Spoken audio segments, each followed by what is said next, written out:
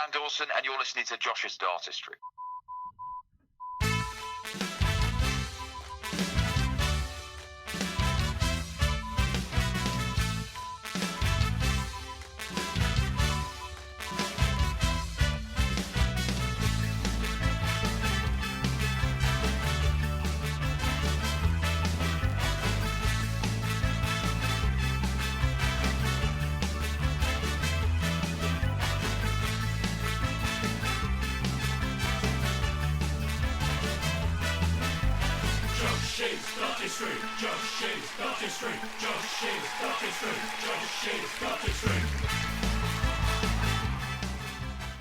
Hello, and a very warm welcome to episode number 22 of the Josh's Dartistry podcast.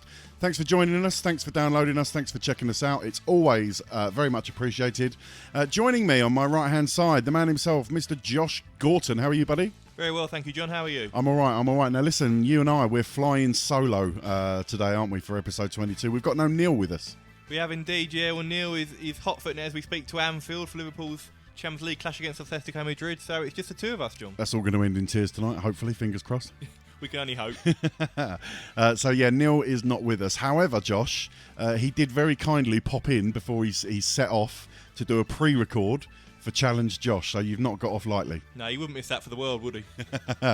So a bit later on in the show, you can hear how Josh got on in this episode's Challenge Josh.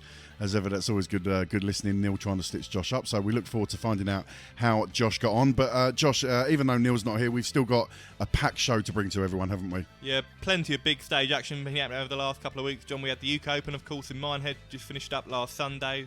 3 more weeks of Premier League action since we last recorded, plus some Pro Tour and European Tour action, so plenty to cover. Yeah, we'll also be bringing everyone the usual features. Josh, we'll have a look at the odds section that we do. What are the odds? Obviously, it won't be as slick as it normally is without Neil's presence, but we'll try and do him justice. We'll try and do it justice, as Josh says. We'll probably just get our phones up and have a look at what on the latest odds, particularly Premier League next week, or this week, should I say.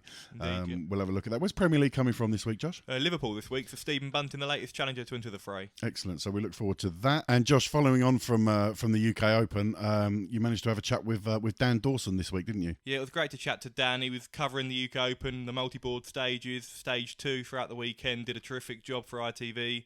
Also looking ahead to the Premier League in Liverpool, and Dan will be back on commentary for the Players' Championship 7 and 8 this weekend. Okay, well, we look forward to that. We'll also have our regular in the news section. A lot of breaking news in and around the darts. Coronavirus featuring heavily, Josh. Indeed, yeah. It's obviously had a big impact on the football world, rugby, Formula 1 and now darts, unfortunately. Okay, we'll have a chat about that. And also we've had some questions coming from the listeners, haven't we, Josh? Yeah, we've had 5 or 6 this week, so plenty to cover, some interesting ones. Excellent stuff. Look forward to answering those. Don't forget, you can check us out on Twitter. At Josh's Dartistry is the Twitter handle. Check out the Facebook page as well. Log on to Josh's website, that's www.joshisdartistry.com. You can also find us in and around various podcast providers, Apple Podcasts, Stitcher, Castbox, Spotify we're on. So yeah, check us out. Thanks for downloading us. Spread the word. If you know anyone who's into their darts and they'd benefit from a light-hearted podcast, then let them know about the Josh's Dartistry podcast. All retweets on Twitter are greatly appreciated. Josh, we'll also have a last man standing update, I suppose, will we? To let people know what's gone on with that in the last week. Indeed, the last man standing came to an end last week, although not the ending that a lot of people were hoping for. So we're going to be relaunching that, so all the information I'll be providing that later on. Excellent. We'll have a chat about that after we've mentioned the Premier League. So, episode 22. Thanks for joining us. Here we go. I feel happy, won't you call me on the telephone? In the morning, won't you call me on the telephone? Call the boys on 07739 738 329. That's 07739 738 329 and leave them a message. This is Raymond van Barneveld, and you listen to Josh's Dartistry. Okay, Josh, let's start off with the most recent happenings. UK Open, tell me what happened. Well, yeah, UK Open, always one of my personal favourites, John. The FA Cup of Darts, as we call it. It's an open draw format, really unique tournament, multi-stage boards, so much action. The first couple of days, I tried to live blog Friday's action. I was exhausted by the end of the afternoon session because you got 8 stages, games coming thick and fast, so many unknown players and unheralded players. And the great thing is you can have the best players in the world facing each other as early as the last 64. We had Van Gerwen against Aspinall in the last 64, Durrant against Peter Wright, 4 of the best Premier League players in the world at the moment. So, great tournament. We had 2 9-darters over the weekend, Johnny Clayton and Michael van Gerwen, but it was Michael van Gerwen, the man who was supposedly in a drought. He came out on top in an amazing final against Gerwyn Price. 2 of the best players in the world at the moment met in the final, and they didn't disappoint. Terrific game. Yeah, I'm a big fan of the UK Open. I know a lot of darts fans really look forward to it for the reasons that you mentioned, Josh, particularly the open draw format. Anyone can play anyone, and you get more chances of upsets early doors, and it really is a tournament that appeals to the fans. So as you mentioned there, Josh, Michael van Gerwen won the tournament. Talk to me about his route to the final. It couldn't have been much tougher, to be fair, John. He faced 5 major champions en route. And 4 of those are current Premier League players. Yeah. And the only player who wasn't a Premier League player or former major champion was the man who came closest to beating him, and that was Jason Lowe in the second round. Jason Lowe, very, very solid player on the Pro Tour, beat Adrian Lewis 10-4 in the 4th round. He took Van Gerwen to a last leg, actually led him 9-8, but Van Gerwen just came out on top. But yeah, as we mentioned earlier, faced Nathan Aspinall, defending UK Open champion in the 4th round when they first came into the draw. That was a terrific game of darts. Van Gerwen 10-8 winner with 106 average. As I mentioned there, Jason Lowe, he was 5-0 up against Lowe. Lowe fought back to level at 5-all, was 9-8 up, and Van Gerwen just got over the line there. That was his weakest performance, if you like. His lowest average of the tournament, wasn't it? Yeah, the only average where he didn't post over 100, so that just reflects the incredible standard he produced over the weekend. Then he really put the afterburners on Van Gerwen. Faced James Wade and Rob Cross, beat him 10-4, both brilliant averages, 108 against Wade, 110 against Cross, absolutely merciless. And then Daryl Gurney was even better for large periods. In the semi-finals, 11-3 winner over Superchin, a 9-darter in the 6th leg of the game. Yeah. He averaged 110.3, but it was as high as 115 until the last leg. So incredible standard from Van Gerwen. And that's at upper final against Gerwyn Price, the former finalist in 2017, as we remember. And Gerwyn, that was his 4th consecutive PDC final. Just shows what great form the Welshman's in.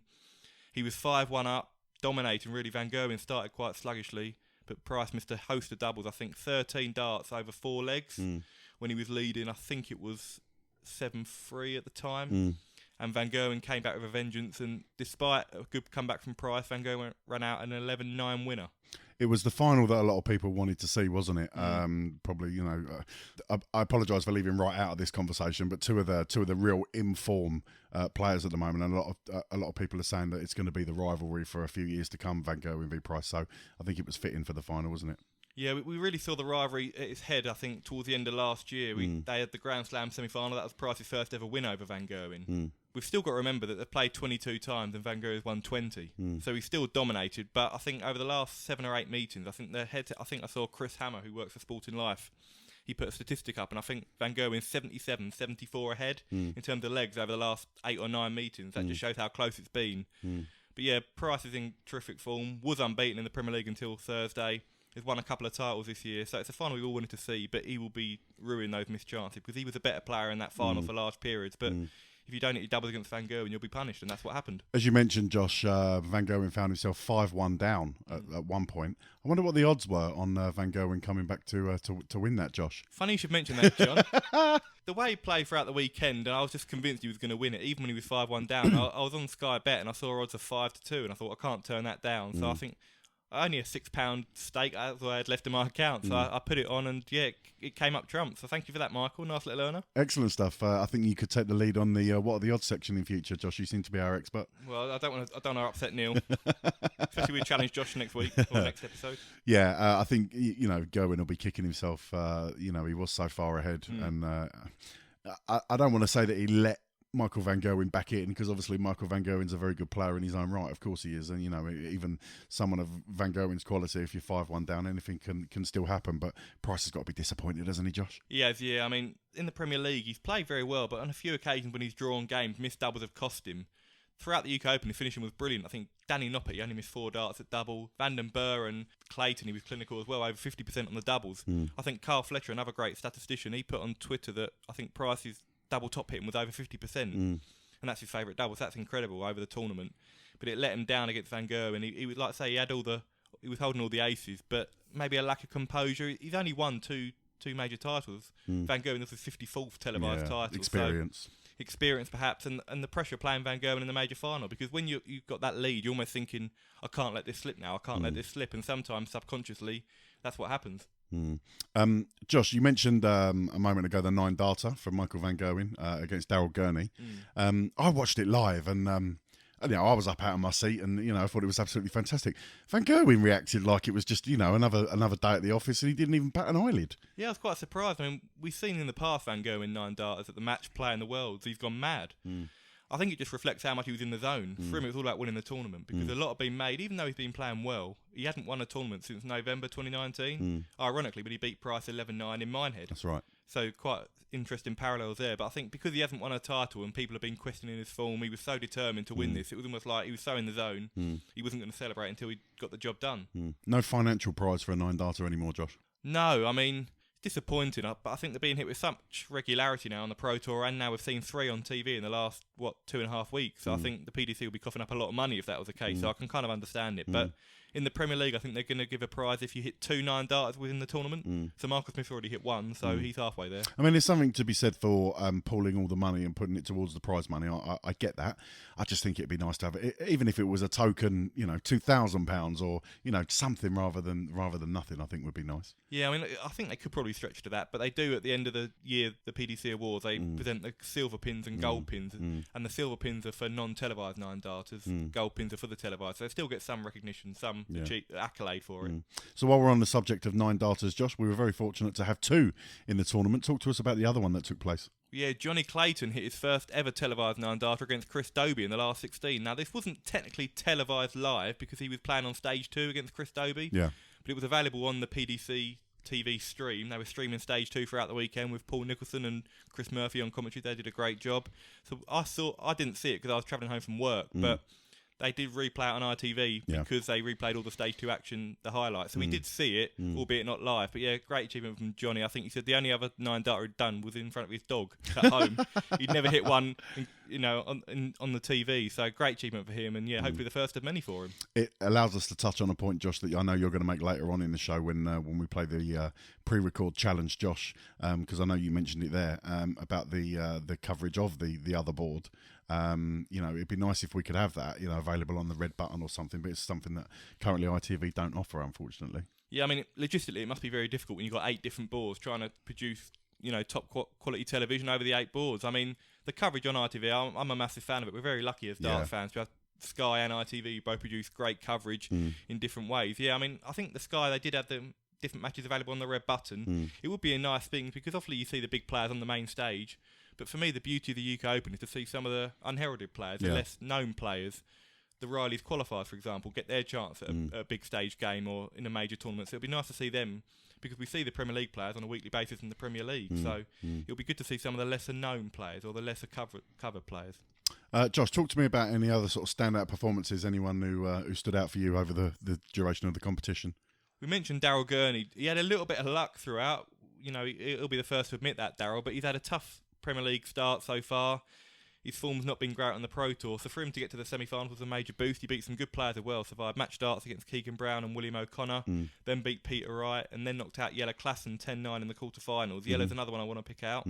He's been working really hard at his game, I think doing a little bit of coaching with Wayne Mardle, and that's helped his game. He's lost a little bit of weight. Him and Devon Peterson are trying to see who can lose the most weight. I think they're doing a charity competition, and he looks very good for it. He had some good wins. Jelle beat Gary Anderson in the last 16, so it was his first TV quarter-final since 2016, which is remarkable for a player of his ability. I make no apologies for stating that I was disappointed when the draw was done and it wasn't Michael van Gerwen versus Jelle Klassen.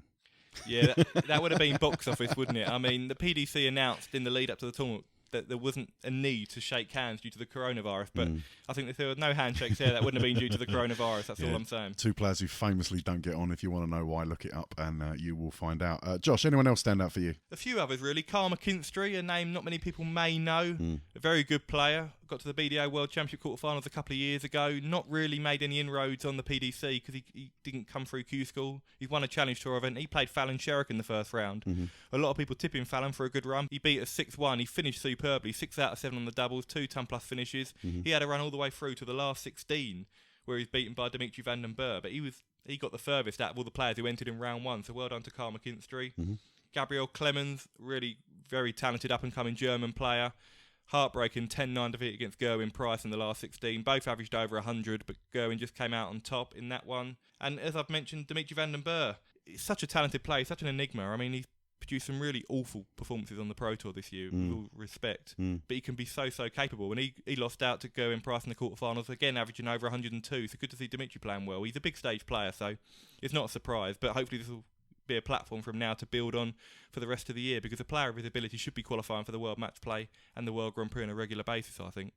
I know he went out to the world number one. Anyone's going to struggle against the world number one. But Rob Cross, Josh, how did he perform across the tournament? He played pretty well, John. I mean, I think we've spoken in previous episodes about his form hasn't been great. He's looked a little bit uncertain, but I've seen signs over the last couple of weeks that indicate he's getting back to somewhere near his best. He beat Michael Smith en route to the quarterfinals, and Michael Smith's been playing superbly, as we're going to reflect on shortly in the Premier League roundup. So that was a good win for Rob. He started off well against Van Gerwen with 3-2 up, but then, as I've mentioned, 110 average. There's not a lot you can do against that. So hopefully we'll see Rob build on that for the rest of the tournament, or the rest of the Premier League season, sorry. Friend of the show, Jordan. Jordan's been on the show a couple of times. For you regular listeners, you'll know Jordan. Also very prolific in the last man standing competition. I think we still owe him a mug. We do indeed. He's been mentioned that a few times, hasn't he? He was in attendance, Josh. He went up there with a few friends. Have you had a chat with him at all about his experience and if he enjoyed himself? Yeah, I've had a little chat with him over WhatsApp. I think he had a terrific time. He got there. Was he sober enough to reply, was he? No, he was, yeah, in fairness to him. I think they got there Friday afternoon, so they missed most of the afternoon session, but he was watching mainly the main stage action. He got his money's worth, because we saw so many 10-9s throughout the weekend. I think there was over 30 in the tournament, but he loved it. He saw a 9-darter. Saw the 9-darter, yeah. Saw Michael van Gerwen. Didn't see Johnny Clayton's, but I think that was his first ever 9-darter he's seen live. So yeah, he had a terrific time, I think. Next time we get Jordan on the show, we'll have a quick chat with him and ask him about his experience. And yeah, that'd be good to get his input live in the arena. Okay, Josh, that's the UK Open dealt with. Congratulations to Michael van Gerwen on landing his title. Let's back it up, shall we? Let's go back to the Premier League. Last time we recorded was just before night 3, I believe, at the Motorpoint Arena in Cardiff. So let's have a quick wrap up on night 3, 4, and 5, Josh. So let's take it back to Cardiff. What happened? So night 3, John, we kicked off in Cardiff with Peter Wright taking on Rob Cross on the back of the world champions. Peter Wright started like a train, really. Outplayed Rob for large periods, averaged 30 points higher than him for some of the game, but only run out a 7-5 winner. We saw Michael Smith play the challenger, Johnny Clayton. Now, Johnny played, I thought, really well, averaged 98, terrific walk-on with Delilah there. The atmosphere was terrific, but he was battered, really, 7-1. Michael Smith averaged 105, hit 2 massive finishes at crucial points. So, disappointing for Johnny, but not a lot he could have done.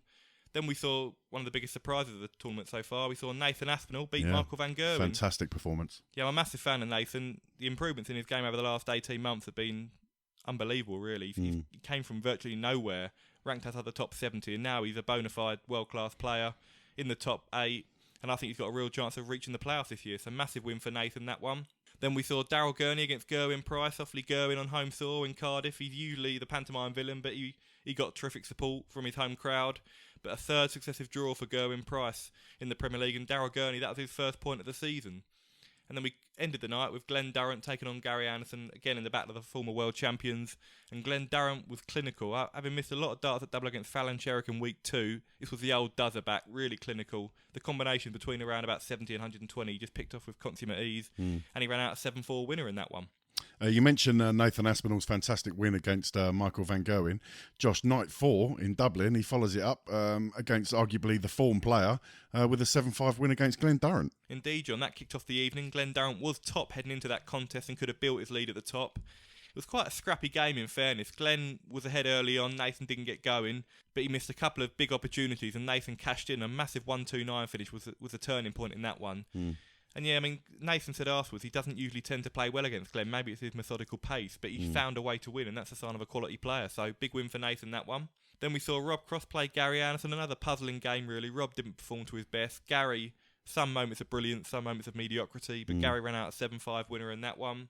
Then we saw a quality contest between Daryl Gurney and Michael Smith, which saw a 9-darter. Come on, the 9-darter. Yeah, terrific start to the contest. It kind of petered out a little bit. I think the 9-darter, sometimes it can either galvanise you or it can almost overshadow the game or play on your mind. And Michael Smith didn't really get his form back after the 9-darter, but Daryl missed a host of darts, I think at 5-all, to get a point. Michael Smith broke and then ran out a 7-5 winner in that one. So great evening for Bully Boy. First Premier League 9 darter since 2017, which was Lewis against Barney in Liverpool. So when you consider it's the best players in the world playing week in, week out, it's amazing to think it's been over 3 years, isn't it? But yeah, hopefully the first of many in this year's Premier League. Then we saw the latest challenger, William O'Connor, face Michael van Gerwen. A bit of a tough ask, really. We saw van Gerwen smarting after losing to Nathan Aspinall.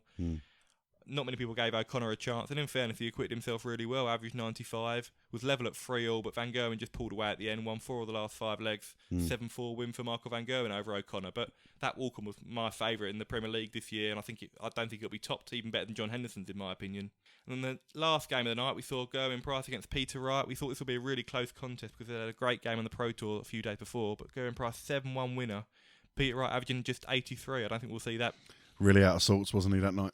Yeah, I mean, Peter, he plays every single Pro Tour event. We've mentioned that before. He doesn't miss a Euro Tour or Pro Tour.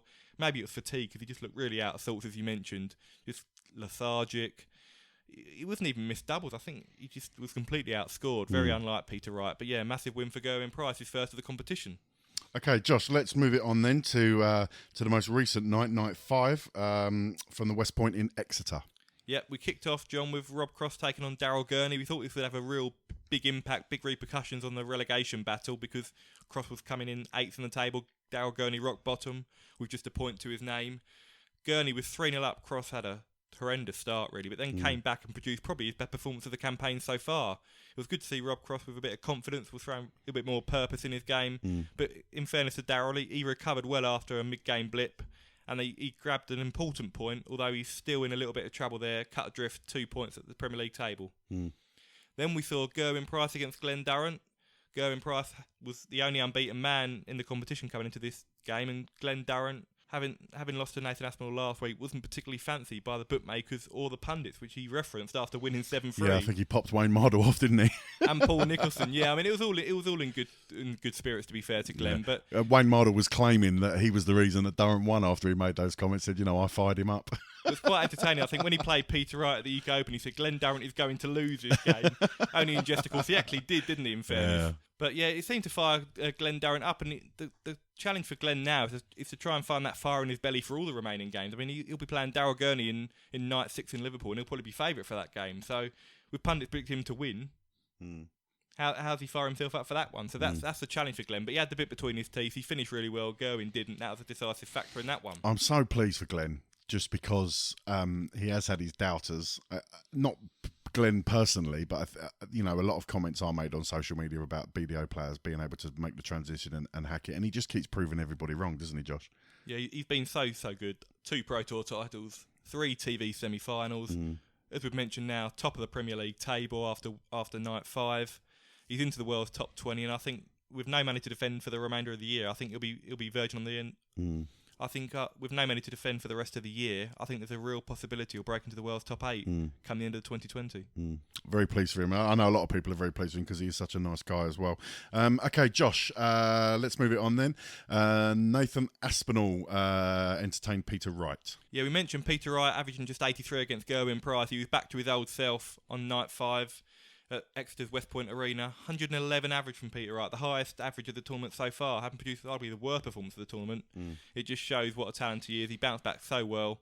Nathan, I felt for him because he didn't do a lot wrong. He averaged over 100, was looking for his 3rd straight win, but he was up against an inspired world champion, and it was a big win for Peter Wright because he was only coming into the week having got 3 points from 4 matches.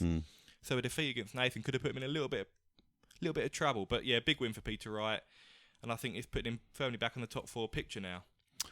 Before we move on to the next match, Josh, regular listeners of the Josh's Dartistry podcast may remember episode 21. We had a discussion about the Premier League. We had a discussion about the Challengers concept. It's no surprise to anyone that myself and Neil have been, fairly critical of the concept. And I made a bet with you that not one challenger would win a game against a regular Premier League player. We didn't see one at all last season. No, and it's taken us to night 5.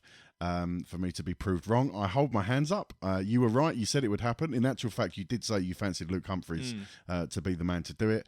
And he came through and beat Gary Anderson. So I have in my hand a crisp £5 note, and I will hand that to you. Many congratulations. I'm a man of my word. And you were right and I was wrong. In fairness, John, I didn't quite envisage it happening like it did with a 27 dart leg in the decider. I did fancy Luke Humphries for the win just because I think Gary started off really well, won a Pro Tour title, but his form over the last couple of weeks hasn't been great. He's been a little bit inconsistent, and he was panicky against Luke Humphries. Let's be honest, I think it was 5-all, and he missed 9 darts at double over the last 2 legs. Yeah, and they were way off as well. They weren't just near misses; they were significant misses. So Luke mentioned he's never been so nervous before. I mean, he drew with Gerwyn Price last year in the Premier League, averaged 100. Didn't play anywhere near that well this time. I think 88, 89 average for Luke. But fair play to him. He held his nerve at the end just about on that double one, and a massive win for him. I mean, he's unbeaten in the Premier League in 2 games, so not a bad record against Gerwyn Price or Gary Anderson. The irony, Josh, of it being Gary Anderson, the first player, the regular Premier League player, to lose to one of the challengers. The irony of it, because of course Gary Anderson is the reason we have this concept, isn't it? Because of his injury last season. It's funny the way things work in sport, isn't it? Like that's why I had a hunch. I just thought, as you mentioned, if he hadn't withdrawn, we wouldn't have had the contenders or the challengers concept introduced. So I bet you wish you hadn't pulled out now, Gary. Okay, well done, Josh. You are £5 richer. Congratulations. I'm a man of my word. Drinks on me, John. My stance on it hasn't changed. No, fair enough. One in, 14 attempts? 13 or 14 attempts? I think 14, yeah. Yeah, so my stance on it hasn't changed. But congratulations to Luke. Deserved the win, and we look forward to the next contenders match this week, should I say, in Liverpool. But before we get there, we had one final match, didn't we, in Exeter? Michael Smith beat Michael van Gerwen, Josh. Indeed, and that was Smith's second win over Van Gerwen in the space of 5 days after beating him at the Belgian Darts Championship, which we'll touch on a little bit later on. It was a 7-4 win for Michael Smith, but that didn't really tell the whole story. He absolutely battered him for large periods, 6-1 up. And the leg he lost, he missed 3 darts at a double, so he could have conceivably won that 7-0. I haven't seen Michael van Gerwen outplayed like that in the Premier League since he's been in it, since 2013. Yeah. So, great win for Michael Smith. I thought he was going to blow it at the end. I think he missed 5 or 6 match darts when he was 6-4 up. Obviously, lost 3 straight legs, but he got the job done in the end. Big win for Smith. That's 3 wins on the bounce. And having made not a great start, he's now joint top of the league with Glenn Durrant. So he'll be confident of getting to the playoffs for the second time in 3 years now. So how does the table currently look, Josh? What are we looking at? It's very congested, John. We've got Glenn Durrant at the top on 7 points. We've also got Michael Smith on 7 points. Then followed by Michael van Gerwen and Nathan Aspinall. And they've got a host of players on 5 points, including Peter Wright, Gary Anderson, Rob Cross is on 4 points. We've got Daryl Gurney on 2 points. So Daryl Gurney's got a lot to do. In the next 2 weeks, I think, are crucial. He's got Glenn Durrant in Liverpool. Then he's got Chris Dobie, the latest challenger in Newcastle. I think he'll probably need to win at least one of those games and get 3 points. I think if he doesn't, he's then got Aspinall and Peter Wright over the last couple of weeks. And if he needs to win 2 games there, that's going to be a tough ask. I think he needs to start getting wins under his belt and quickly. But we mentioned he got to the semis of the UK Open. That could give him a bit of confidence. So let's see how he gets on this week. I like the look of the Premier League table at the moment, Josh. Anyone can beat anyone at the moment, it seems. It's competitive. We don't have a runaway train in a Michael van Gerwen who's top of the tree and beating everyone in sight. You know, Van Gerwen's had his losses already. Anyone can beat anyone, and it's very open at the moment. Yeah, it's been really interesting, as you mentioned, John. I mean, Van Gerwen's top the league phase now for 7 straight years. You're still probably backing to make it 8 out of 8. Yeah. But there's not that certainty with him as we've seen in previous years. The UK Open win could change that. We could see him now go on a dominant run. It wouldn't surprise me if he goes on a run of 5 or 6 wins on the bounce and suddenly he's well clear. But it's been really hard to predict, as we've found out in our prediction competitions we've been doing. It's so hard to predict, but that's what makes it so watchable. It's a short format. We saw Peter Wright. Who'd have thought Peter Wright averaged 83 one game and then 111 the next? It's hard to call. Really competitive, and I think that's what we want in the Premier League, isn't it? Okay, with that in mind, let's look forward to this coming Thursday, March the 12th in Liverpool at the M&S Bank Arena. Josh, talk us through the fixtures we can look forward to on Thursday night. Well, first up, we've got Michael Smith. He could go top temporarily at least when he faces Peter Wright, the world champion. They met in the Masters final, of course, and they also met at the recent Belgian Darts Championship, which we'll be touching on a little bit later on, so that should be a great game to start off the night in Liverpool. Then, as I mentioned, Glenn Durrant against Daryl Gurney. Big game for both, top versus bottom, in fact. Durrant will be the favourite. He beat Gurney at the recent World Championship, and Gurney vowed revenge after losing that one, so we'll see if that pans out. Then we have the match of the night. Yeah, definitely. A repeat of last Sunday's UK Open final. We've got Gerwyn Price against Michael van Gerwen. Can Price gain revenge for the UK Open defeat, or will van Gerwen maintain his winning form? We'll have to find out. Stephen Bunting. Come on, Stephen. Makes his Premier League return after quite a few years' absence. I think he was 2014, may have been 2015 Premier League. he returns as a challenger in Liverpool. Will we see a You'll Never Walk Alone walk on? Yeah, I don't think he uses his... someone's mentioned to me the other day he's changed his walk-on. To titanium, I think, by David Guetta. Yeah, because he used to have the bird.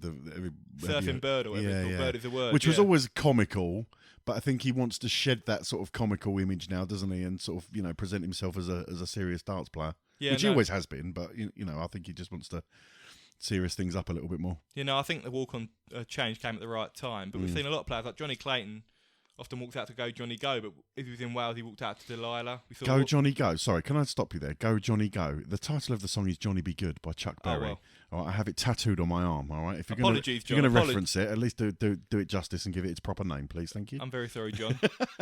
we saw William O'Connor in Dublin walk out to Zombie. Yeah. That was a terrific walk-on. So will we see Bunting walk on to You'll Never Walk Alone in Liverpool? He's a big Liverpool fan, isn't he? I think that'd be fantastic. And if they beat Atletico, they'll be in good spirits in the M&S Bank Arena. I know someone else who will be as well.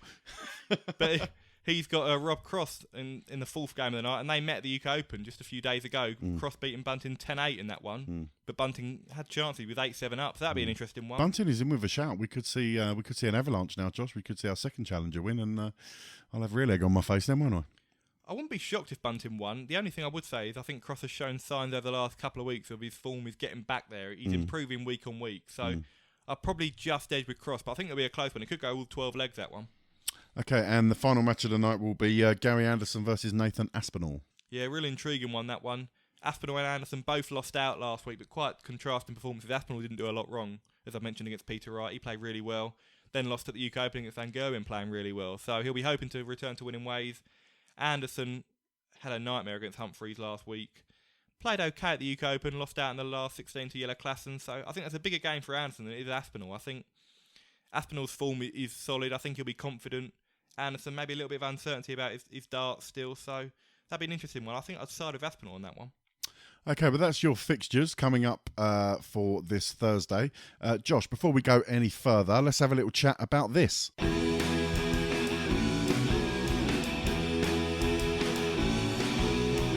wanna be the last man standing, but there can only be one. Right, Josh, as you mentioned earlier, the LMS competition came to a grinding halt, but unfortunately we didn't produce a winner, did we? Nope, it's the rollover, John. It's a rollover! Hooray! So, tell us what happened and how we proceed from here. Well, we had 5 participants left in, and they went with 4 different players. 2 went with Gerwyn Price against Glenn Durrant. Yep. We had 1 go for Michael van Gerwen to beat Michael Smith, 1 went for Rob Cross to beat Daryl Gurney, and 1 went for Aspinall to beat Peter Wright.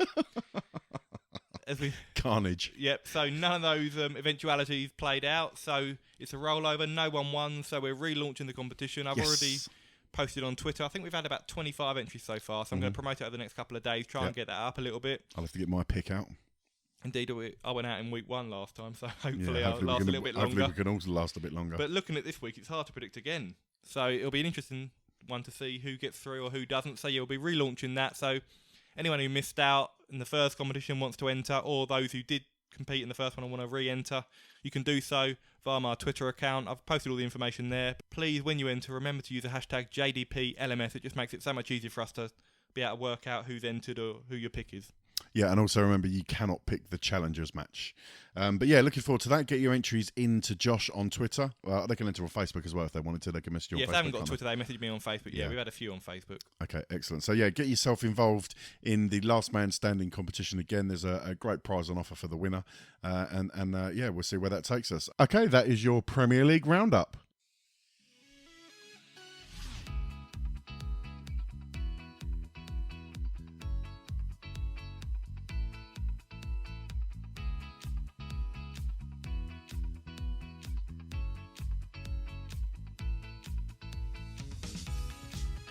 You're listening to the Josh's Dartistry podcast. Don't forget you can check us out on Facebook, the Josh's Dartistry page. You can also follow us on Twitter at Josh's Dartistry. And you can also go to our website, www.joshisdartistry.com, for all the latest news, blogs and information on the world of darts. Don't forget you can also call us and leave us a message on our voicemail box. That's 07739 738 329. That's 07739 738 329. Call our voicemail box, leave us a message, leave us a question, and we may play it on the show. Now back to the show.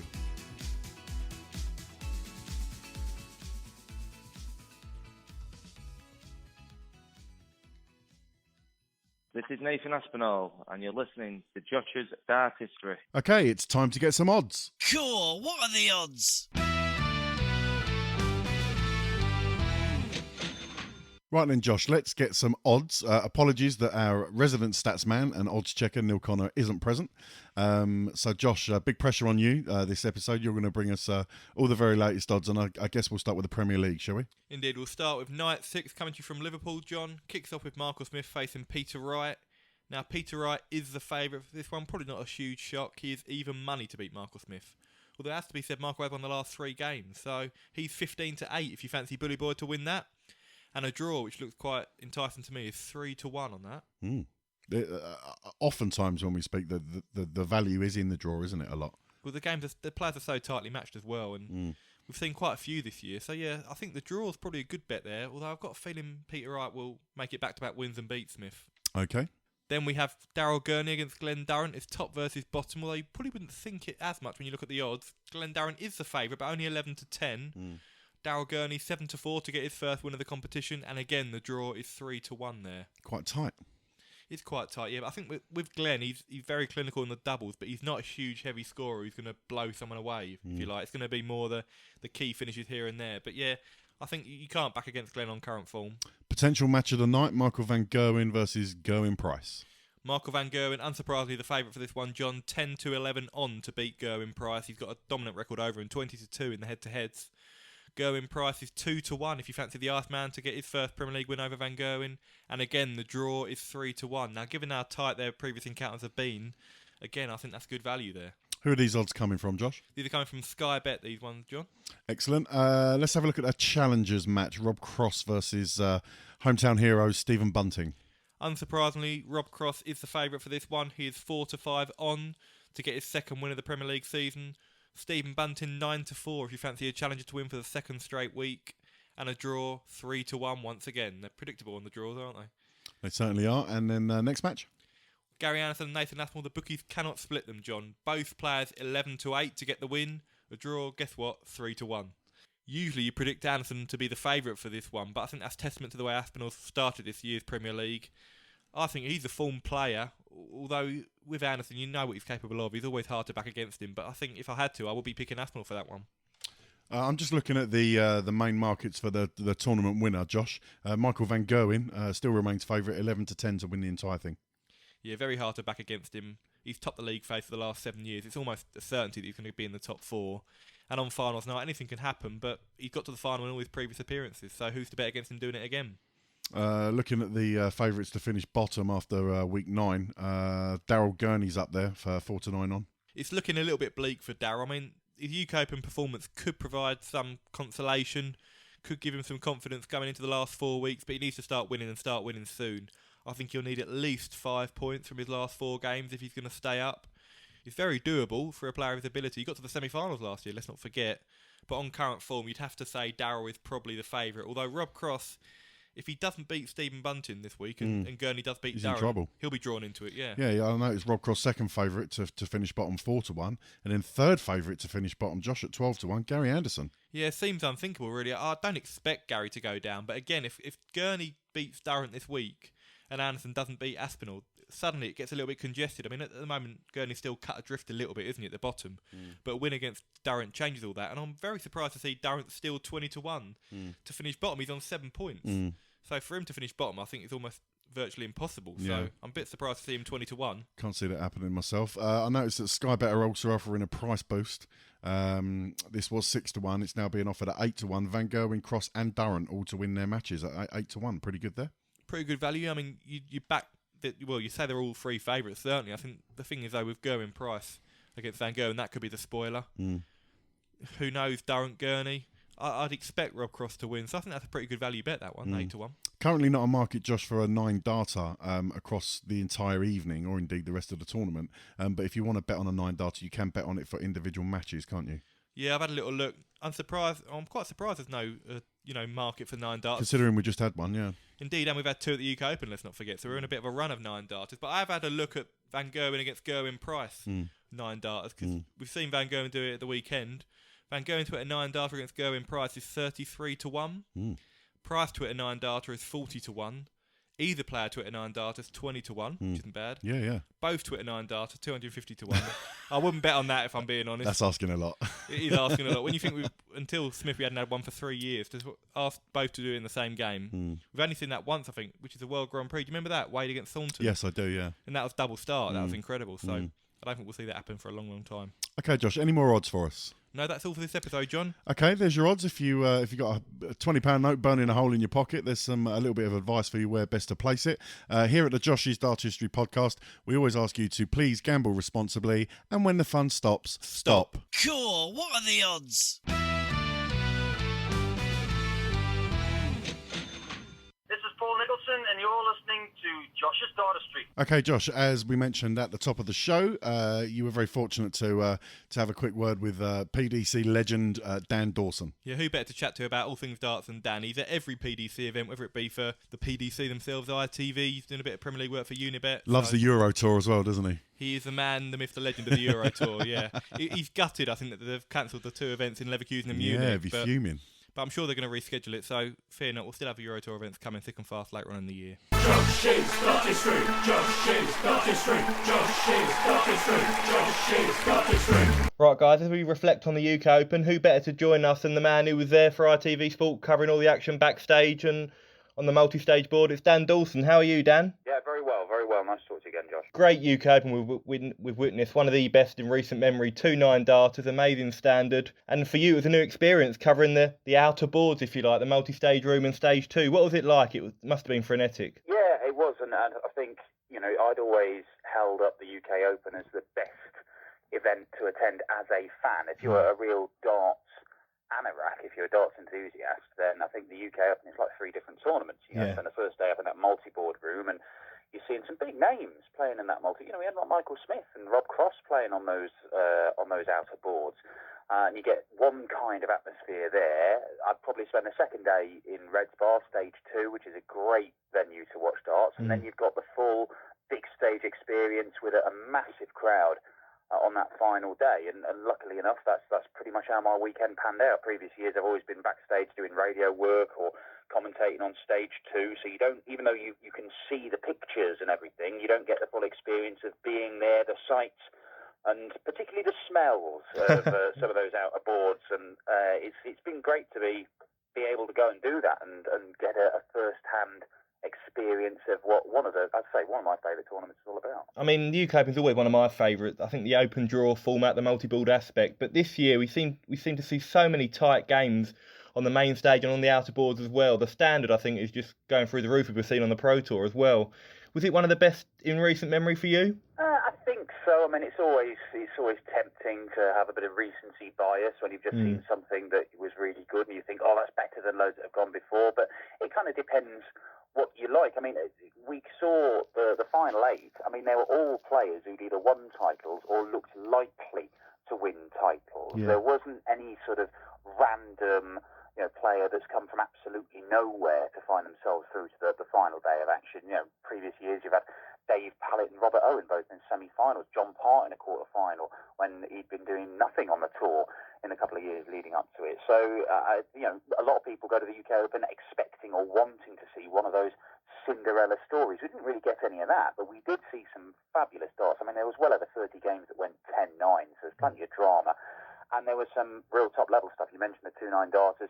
Michael van Gerwen went through a spell of averaging 110 and didn't look like he was going to stop. Yeah. But even then, Gerwyn Price probably is, well, I know he's walking away from the weekend thinking that's a major title I've thrown away in the final there. A lot have been mentioned. You mentioned Michael van Gerwen there. A lot have been mentioned about his drought, so to speak. I mean, it's been less than 4 months, so it was nothing of the sort. But a lot have been made that he hadn't won a title so far in 2020. So the fact he got over the line and played magnificently for most of the weekend, how big do you think that will be psychologically for him now? Do you think the floodgates could open for the rest of the year? Well, we've been saying all the way through the start of this year, and any other player that's not a drought, is it? But for Michael van Gerwen, it is. I mean, things have been happening for Michael van Gerwen that haven't happened for years and years and years. You know, the first Euro Tour event of the year, it's been more than half a decade since he's not won it or made the final, and that's exactly what happened in Belgium. He'd not gone the first 2 months of the year without winning a title of some sort, and these things were happening, and it's confidence. That's what he said. He'd admitted himself, I'm not playing with the confidence that I've had for the last few years, whereas all of these other guys, you know, Wright and Price in particular, they are flying in terms of confidence, and the only thing that is going to change that is Michael van Gerwen doing stuff with his new darts that he'd done with his old darts, hitting 9 darters, throwing enormous averages, and winning titles. Well, he's been doing all 3 of those now, and he will get better. He's going to get back to, you know, top confidence and playing excellent stuff on a consistent basis. But I do genuinely think that we've got at the moment a debate about who the best player in the world is, because I think you can make a case for Peter Wright, you make a case for Gerwyn Price, and you can certainly make a case for Michael van Gerwen. It looks closer at any rate than it's been for a while, and having 3 players there that are really challenging is fascinating. And you know, the guys just behind, you know, Michael Smith's playing fabulously, Glenn Durrant's playing excellent, Nathan Aspinall is just superb every time he gets on stage. So look, I think we've got a very healthy state of affairs at the minute. I saw a tweet you put out a couple of weeks ago, kind of comparing the state of the darts at the moment to almost the tennis of the likes of Federer, Nadal, Djokovic, Murray, that sort of era. We've always seen in the past Phil Taylor dominating, Michael van Gerwen dominating. Although Michael is still the man to beat, do you think now we're in possibly the best state the game's ever been in? It depends. I think I don't know what the best state for the game is. When you look at say, darts as it grew in popularity, people were tuning in to see Phil Taylor. They wanted to see the best player they'd ever seen in action, because he was more likely to do something they'd never seen before, hit 2 9-darters in a game, for example, or whatever. Yeah. People tuned in to watch that. The Premier League in football became massive because people were tuning in to watch Manchester United play incredible football week after week and often spank teams off the park. Michael van Gerwen has been the man who's been the dominant force in darts for the last fair few years, and they've been watching him because he's more likely to throw back-to-back 9-darters or break a world record in terms of the averages. And I get that, and I think that there is something to be said for maybe that is the best position for darts to be in if it wants to continue to grow in other places in the world. But as somebody who's already a committed darts fan and will be watching it, whether Michael van Gerwen's on top form or Phil Taylor or whatever, then actually I think it's more interesting for a committed darts fan to be going into tournaments thinking, well, I could pick out a dozen players here who could go and win it. And that's not just because Van Gerwen hasn't been playing his absolute best. It's because everybody else, the standard has improved. The game has become more professional over the last few years. They've got loads and loads of tournaments with decent money. They can commit themselves to the game. So the world number 49 or whatever can find himself in the final day of a major tournament, and Jamie Hughes very nearly found himself in the semi-finals. Look, I think the game is in rude health. I do not know what is better in terms of, you know, getting TV viewers and sponsors. Do they want a dominant force like Michael van Gerwen? It's certainly served them well in the past with MVG and Phil Taylor and, of course, Bristow before them. But personally speaking, I like going into tournaments and thinking, well, you could pick a number of players who could win this, and it doesn't necessarily mean that Michael van Gerwen's walking away with the title again. No, of course, and I think the fact it's so wide open, I think that's reflected in this year's Premier League so far, one of the most unpredictable we've seen so far. And you're off to Liverpool, I think, with Unibet on Thursday to cover that. We've got Michael van Gerwen taking on Gerwyn Price. What do you make of the Premier League so far, and who's really impressed or stood out for you so far? I think it's fascinating. I think at the start of the tournament, I picked out the 4 players. Well, I picked out 3 players I thought would make the playoffs, and then there would be somebody else who joins them. The 3 I picked were Michael van Gerwen, Nathan Aspinall, and Gerwyn Price. And nothing I've seen so far this year has changed my mind into thinking that those 3 can go and make the playoffs. I don't know who the other person is going to be. A lot of people immediately said, "Oh, Peter Wright's going to be the best player in the world."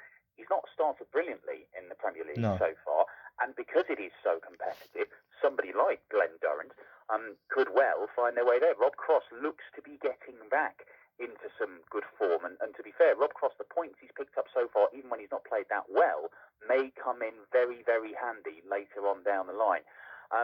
It's a very difficult one to call, as I say, I think that's actually more exciting. It's a nightmare when you're trying to pick who's going to win week after week, but it doesn't half make it interesting. We saw Luke Humphreys in Exeter last week become the first challenger or contender, if you like, to register a win on the Premier League stage. There's been a lot of debate about the Challengers concept, not only last year but this year as well. What do you make of it, Dan? I don't have any problem with it. I think it's interesting. I think it keeps things fresh. We've got stories, and you can argue the toss about who should be included for each week and whether you think that's the right decision or not. I'm not really that fussed about the argument of saying it's unfair because some players are better than others. I mean, it would be it's somebody got lucky. Harry Anderson got lucky taking on Peter Wright because Peter Wright wasn't averaging 120 in that game. He was hobbling around with a foot injury and only averaged about high 80s. I think players play at different levels week after week. We all know that every single challenger or contender can get up there and play world-class darts. We know that Luke Humphries can go and average well over a ton. In the end, he was quite fortunate to come away with the win because that last leg was absolutely ridiculous. But it made it interesting. It's been interesting every single week. The contenders, I know that it's taken till Luke for somebody to register a win, but a number of them picked up draws, and most of them have posed problems. Ironically, two of the contenders last year, who perhaps had the most disappointing displays in terms of the results, were Glenn Gorton and Nathan Aspinall, and they are so good they've got into the Premier League by rights, and they're right up there near the top of the table. So, look, I think that there is so much strength in depth at the moment that you can pick out a number of players from anywhere inside the top 50, and you're getting players who can go up there and deliver world-class standard. That is not a position that we've been in before in the world of darts, and I think they've made use of it very, very well. And that strength in depth you mentioned there, that's reflected on the Players' Championship circuit this year. We've seen 6 different winners in 6 events, and the Players' Championship returns this weekend, which we'll be covering with Chris Murphy. But I'm going to put you on the spot now.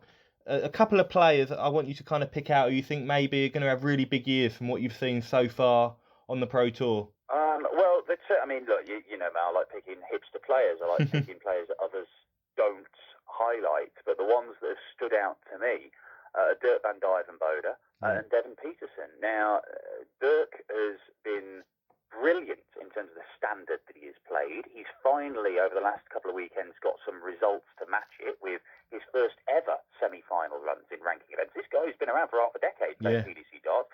He played the Youth Tour before that, never won a Development Tour Youth Tour title. I knew he was a good player, he was a solid player, but there was nothing to suggest that he could hit the heights that he's hit over the last 3 months, really. And it's starting to come together for him. It's a change in attitude, it's a change in discipline, and it's basically treating the game more professionally, and it's led to him improving his standard. And I think he can really do things that he's never done before over the course of 2020. Big Devon he's always been a character. He's always been a guy who's been carrying the sport of darts in his home continent, let alone his home country. But he, again, has looked at how he plays the game, tried to address some basic issues in terms of his technique, done some good work with Wayne Mardle, which is an absolutely, it's brilliant that a player can look at their game and say, I need to improve, I need to do something, and actually do something about it. A lot of players talk a good game without actually taking any action. But Devon has highlighted that he hasn't been playing well enough to achieve what he wants in the game, and he's gone away and worked on it over a long period, and he has improved. And I think both of those guys could do things they've not done before. They could win ranking titles. They could find their way to making debuts at things like the Match Play or the Grand Prix. It's a big ask certainly to get to the Match Play, but I think they are really putting themselves in positions to do stuff they have not done in their careers to date, and that's exciting. That is very exciting. It may not be that they're going to go and win a major title or anything, certainly not yet. But if they go and win a ranking title, it can open doors for you. And we've seen that players who give themselves opportunities, they can really just take that ball and run with it. Look what Nathan Aspinall has done over the last 2 years. He's become one of the very best players in the world, for my money, in the top 4 or 5 right now. And I think he's the template that a lot of the other guys will be looking to follow. It'll be fascinating to follow Dirk and Devon's progress this year. But Dan, pleasure to chat to you as always. Many thanks for your time, and look forward to hearing you on commentary at the Players' Championship again this weekend. Anytime, Josh. Take it easy, pal. Josh's Dartistry, Josh's Dartistry, Josh's Dartistry, Josh's Dartistry. There you have it, folks. Josh's chat with Dan Dawson. Many thanks to Dan for coming on the show and taking the time to have a chat with Josh. Josh, I think he enjoyed the weekend, didn't he? Yeah, brilliant weekend. He did a great job. I mean, it's great for the neutral to watch all the multi-board action. It must be very tough to cover, but he did a great job. he's so knowledgeable. He's covering all the Pro Tours, the European Tour, so no one's got a better knowledge and understanding of all the players than Dan. So, yeah, he did a great job, and great to chat to him there. His enthusiasm for his role, Josh, you can tell when he spoke. Yes, it's his job, but he's also a massive fan of the darts, isn't he? Yeah, that shines throughout his commentary, and I think that's what makes it so watchable and a great commentator. Yeah, and I really enjoyed that. And I just want to thank Dan for taking the time out at short notice to come and speak on the show. He's always welcome on the show, always offers great insight and value. So, yeah, thanks again, Dan.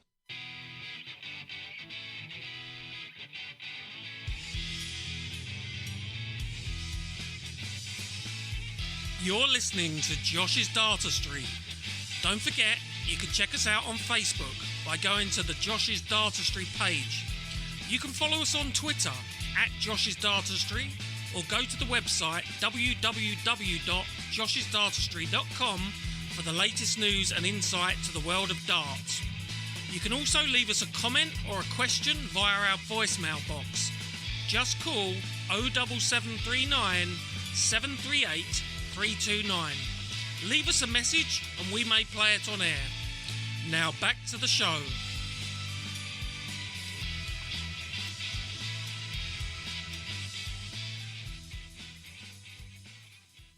Hello, I'm John McDonald, and you're listening to Josh's Dartistry.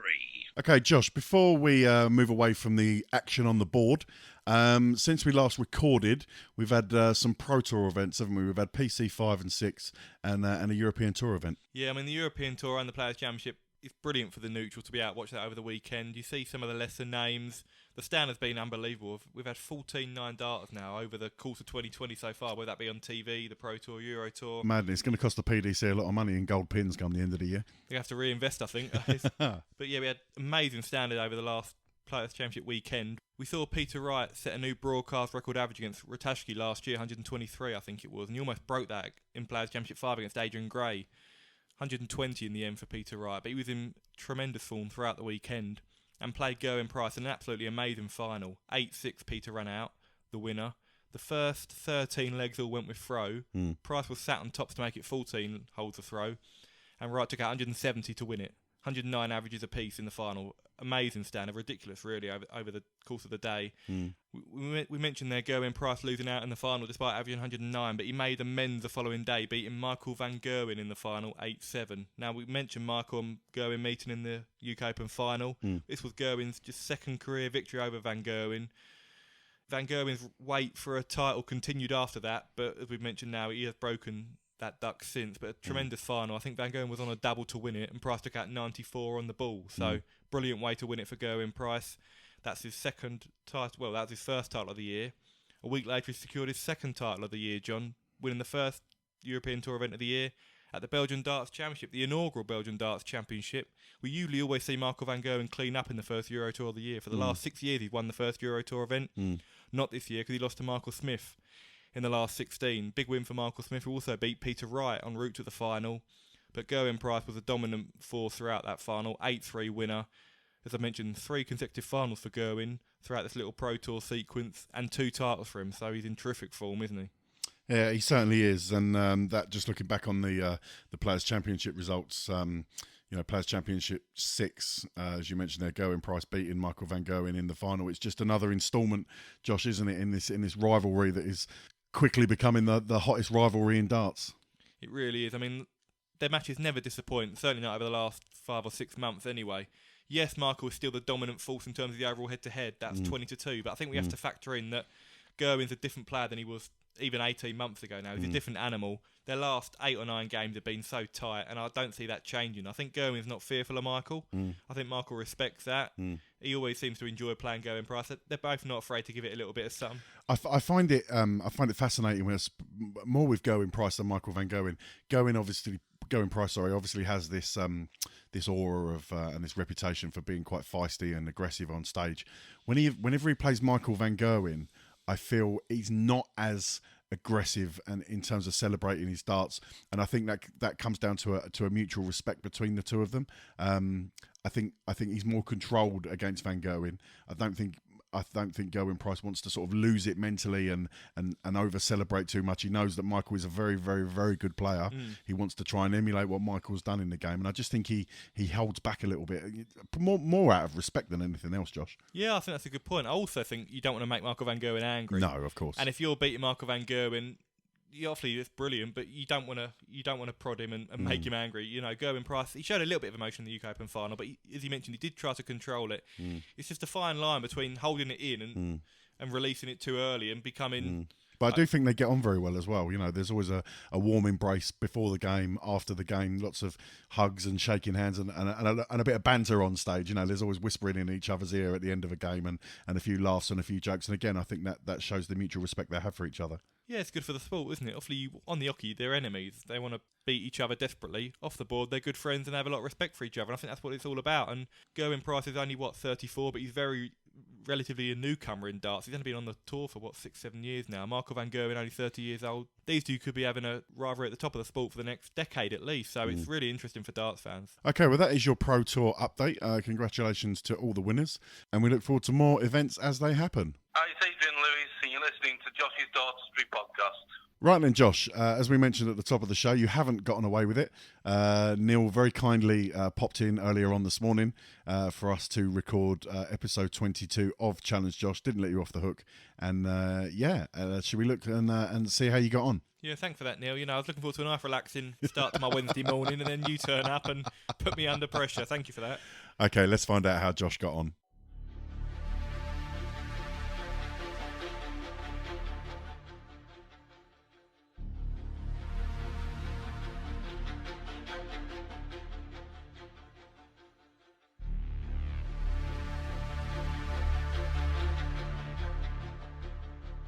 Challenge Josh.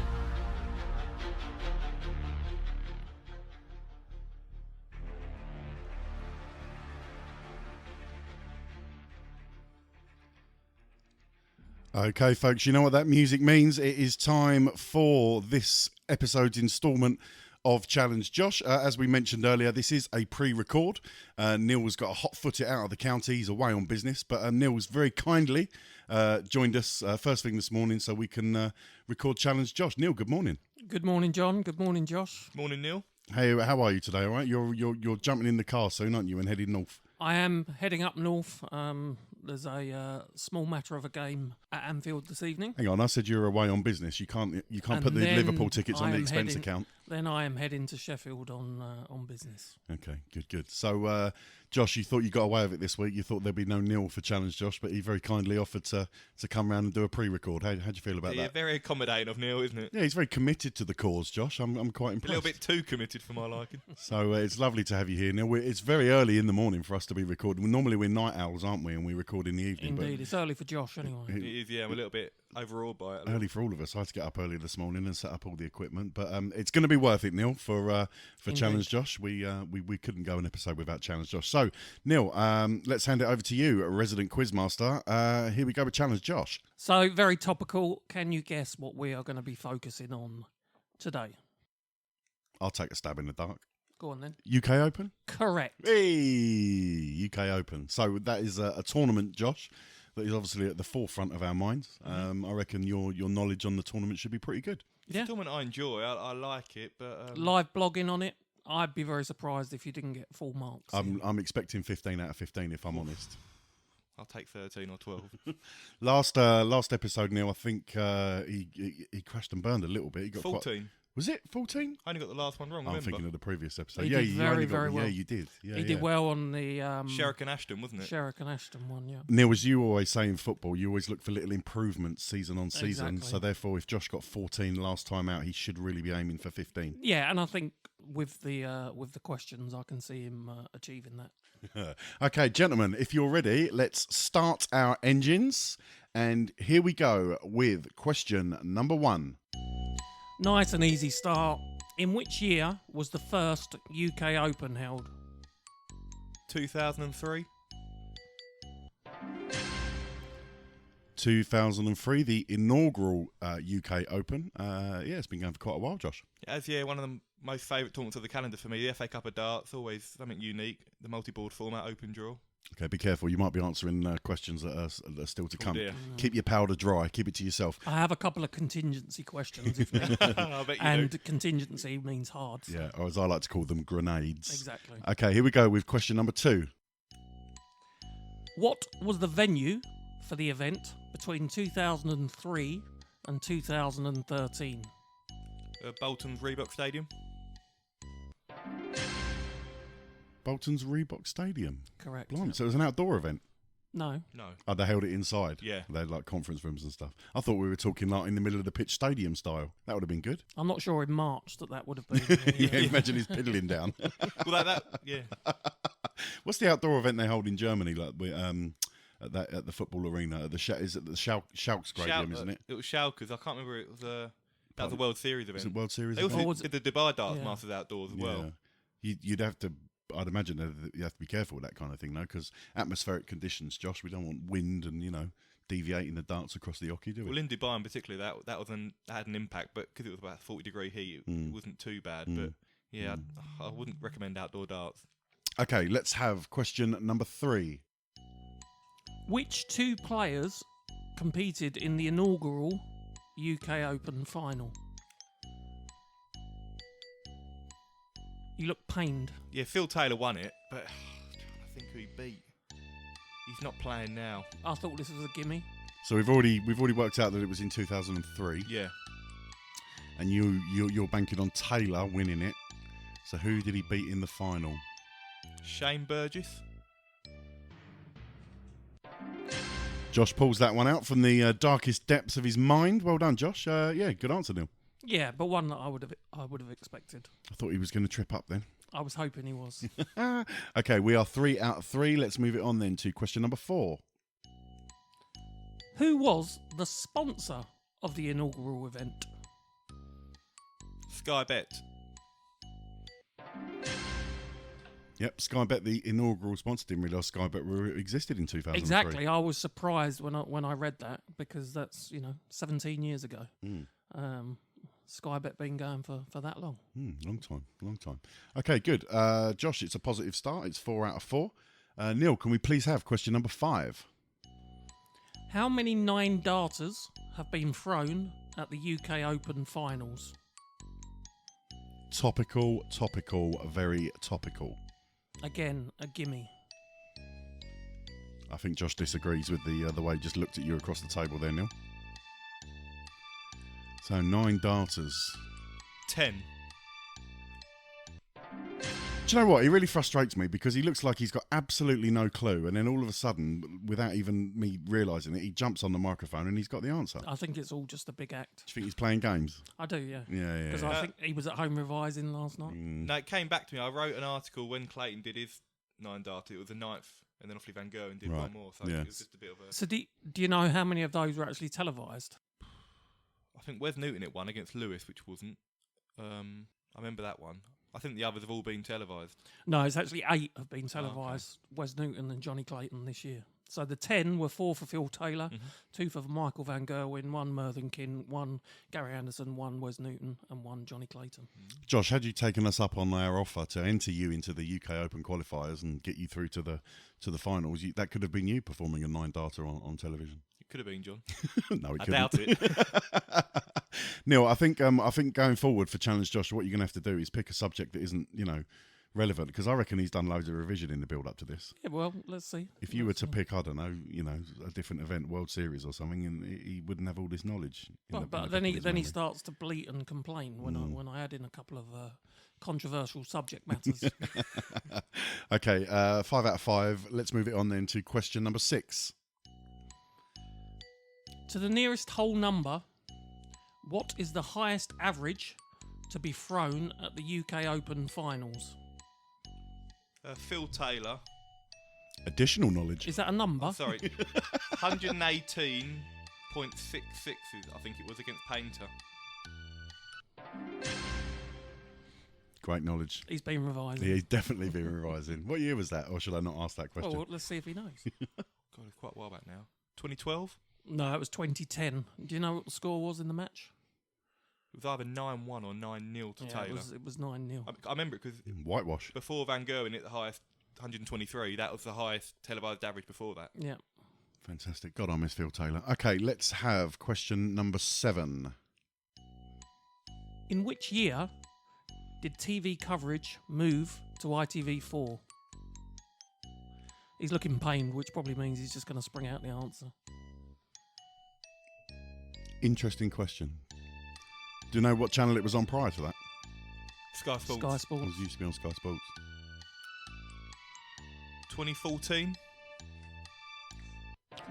How do you know that? I know. And if he does know it, just say it. Like, don't long it out. No, because I know it moved to Minehead in 2014. It's just a case of whether it moved with ITV or not. It's a bit of a guess. Quite enjoyed the coverage this time. Not that I don't generally enjoy the coverage, but I thought the coverage was really good. No, this I year. always enjoy ITV's coverage. The only thing I'd like, it's just a shame we can't have a choice of the boards. I think we used to have the red button choice where you could pick a game. It'll be great if we could have that with ITV. But no, all the commentators and pundits did a great job. Okay, that is 7 out of 7. Let's have question number 8. Which country has the second most number of winners of the UK Open, and how many? So I want the country that has won the second most US Open titles. UK. Yep. What did I say? US. Oh, sorry. UK Open titles. Do you want to re-record that? No. So which country... Okay, that's staying in the edit then. Which country has the second most number of winners of the UK Open, and how many titles have they won? Now, do you mean this in terms of... I can't be any more clear. Just slowly read the question for me again, Neil. So let's word it a slightly different way. So you've got UK Open. Yeah. You've got winners since 2003. Yeah. Which country has the second most number of winners?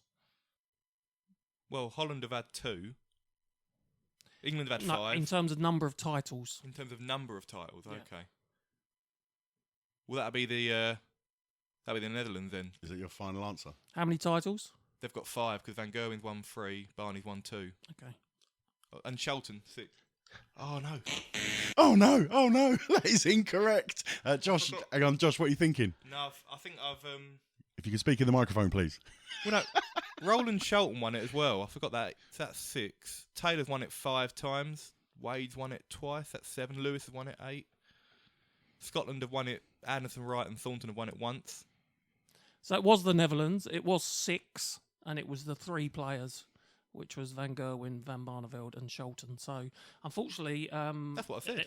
No, you said 5. We said wrong, and then you went, 6. Oh, I thought I had to get. Oh, I thought it was a country.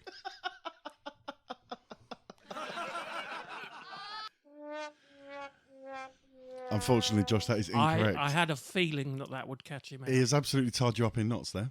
Absolutely done you. I didn't really listen to the question. I only heard the name the country. As soon as he heard Holland, he heard Raymond van Barneveld. I'm not going to lie, I'm confused by the whole thing, and I think Yeah. I'll only work it out once I listen back to this. But Fine. Neil, you are quizmaster. Your decision is final. Yeah, he's got that wrong. So that is incorrect. So we've got 1 wrong. So the 15 out of 15 is gone. Josh, the clean sheet is not going to happen. Yeah, that's a good thing, I think. Okay, Neil, let's have question number 9. What was the total prize money on offer at the 2020 UK Open? 450,000. Yep, £450,000 total prize pot. Very, very good. Let's have question number 10, Neil. How many players in total compete in the UK Open finals? How many competed or how many compete? Based on 2020, how many competed or will compete going forward? Well, 159 competed in. It should have been 160, but Max Hopp pulled out, as we know. So it was 159. But it should be 160. Yeah, that is correct. And additional knowledge there, Neil, as well. Yeah, very good. Well, I had to get that in because I thought otherwise. It is 160. I think that's changed. You thought that was going to be one of his grenades, didn't you? Yeah. He knows you too well. Yeah, I've missed the trick there. So yeah, it was 160. I think previously it was slightly different. 128, I think, in the past. Yeah. So it's 160. An now. expanding field. Yeah, Indeed. and 159, as he rightly said, in 2020.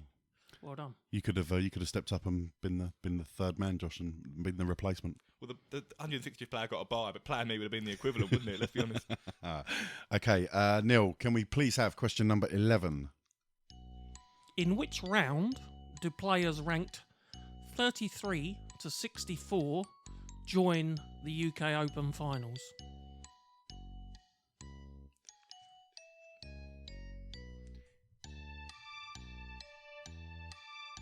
Round 3.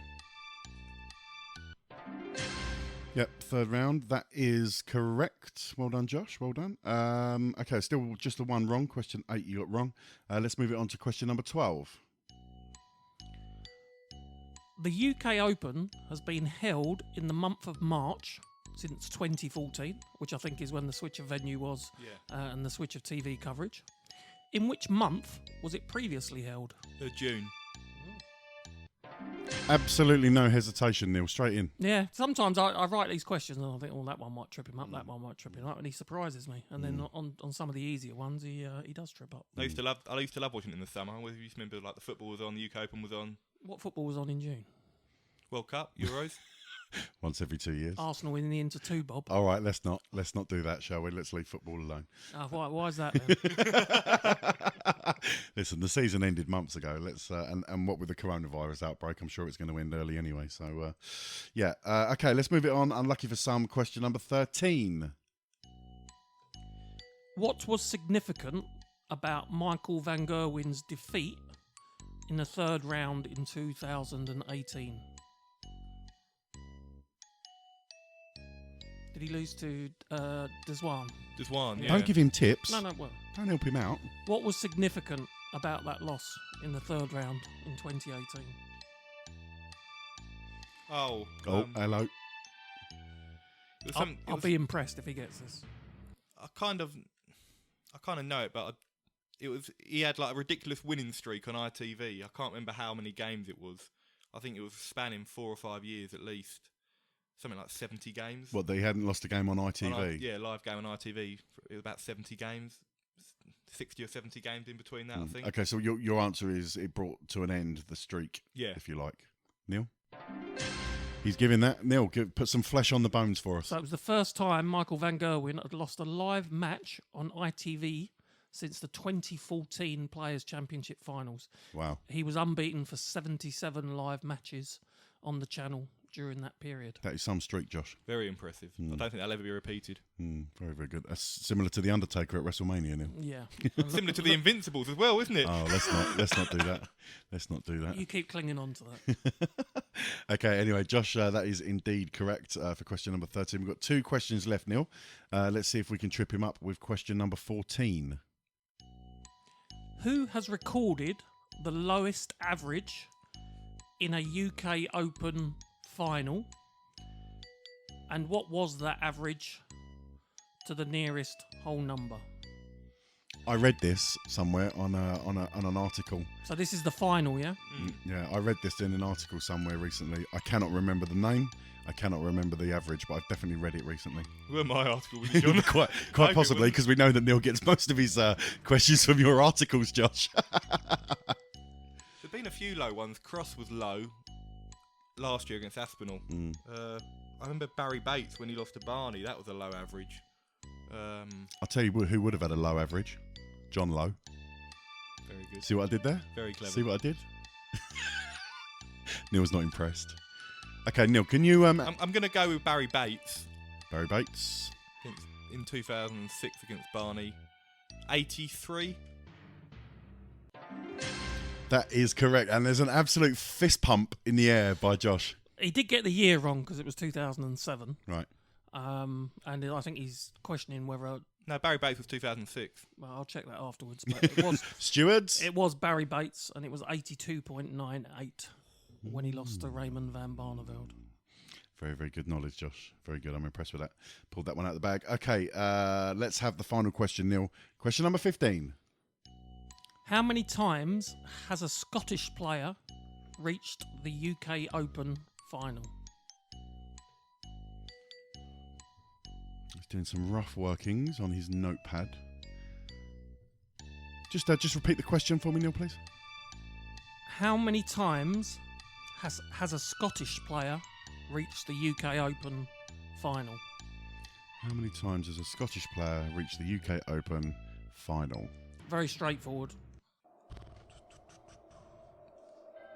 Obviously not that straightforward. No. Well, the question itself it's just the answer that's not straightforward. I notice you've written some names down. Yeah, Thornton, as I mentioned, Thornton, Wright and Anderson have all won it, and I think Wright's lost in a couple of finals. I'm just trying to work out. Barry Bates was 2006, sorry. Cool. Is Barry Bates Scottish? No, he's Welsh. No. There's no help there then. I'm going to guess at 6. That is correct. 6 Scotsmen, Neil. Yep, Peter Wright 3 times, Gary Anderson twice, and Robert Thornton once, which was the one I was hoping to catch him out with. The Scots are a pretty good record, Josh. Very good. Like I say, 3 different winners. They've all won it, Thornton, Anderson and Wright. So, yeah, very impressive record. Okay, well, that brings us to the end of Challenge Josh. And, I can see from Josh's pad, he's just circling it now, that he's scored 14 out of 15, a repeat perforance from last episode, Yep, Neil. no signs of improvement whatsoever. So He rattled through that, though. He pretty much smashed that. Yeah, I'm impressed. there were some difficult questions in there, so he did well.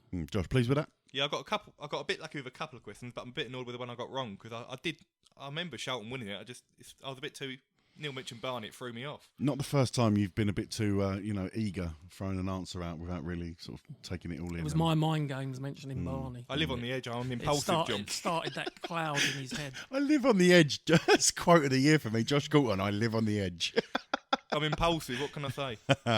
Okay, well that's 14 out of 15, Josh. I think that's pretty good, mate. So many congratulations, Neil. Thank you for joining us for Challenge Josh. Thank you. Much appreciated, and we wish you a safe journey onwards and upwards. Make sure you wash your hands while you're up there, mate. There's a lot of germs flying around at the moment, so be careful. We don't want to quarantine you for 14 days, self-isolate, although I might appreciate that. We don't have to deal with his nonsense for 2 weeks and talking about Liverpool. Although he could still attack us on WhatsApp like he normally does, couldn't he?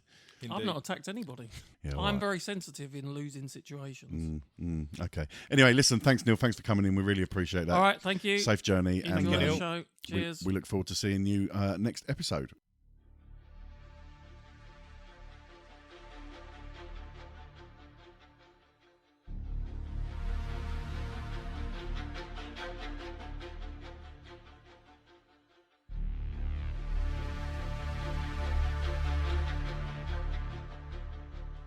Challenge Josh.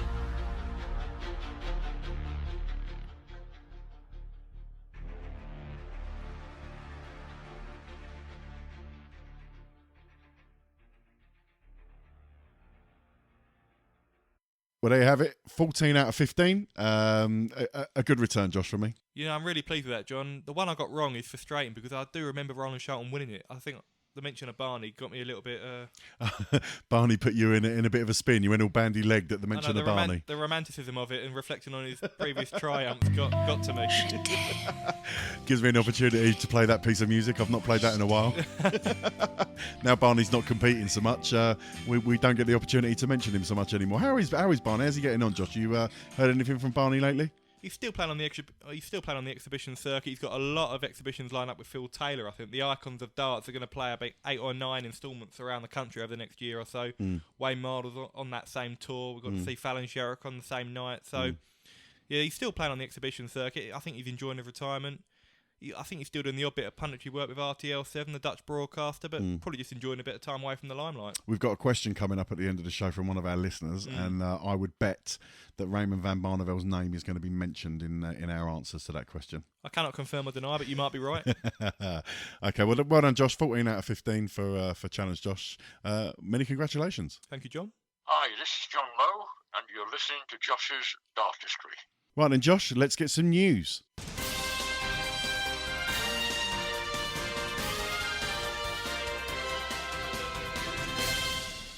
News. Okay, Josh, I see you've pulled out a couple of news stories for us to have a chat about. Not just darts news, but global news. Really, it's something that's dominating all the headlines, whether it's mainstream news, sport. The coronavirus has obviously struck. We send our sympathies to people around the world who are suffering with that at the moment. Obviously, there's been a lot of deaths particularly over in China and in northern Italy as well. But it is starting to make its way through to this country now, and it's going to affect the darts, Josh.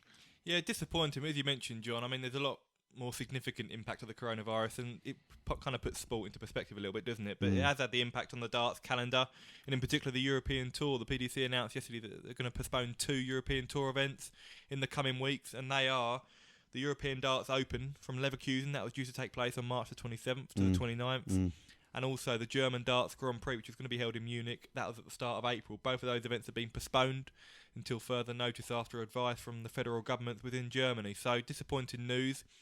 There is still the second European Tour event of the year, which was due to be held in Sindelfingen from March the 20th to the 22nd. As it stands, that is still going ahead, but I'm told that the PDC are in constant contact with the local authorities, and that could potentially be postponed as well. So I think they're working with PDC Europe to try and look at potential rescheduling of that later in the year. But the PDC calendar is so congested with events, it's going to be quite difficult to fit it in, but we can only hope they can do that.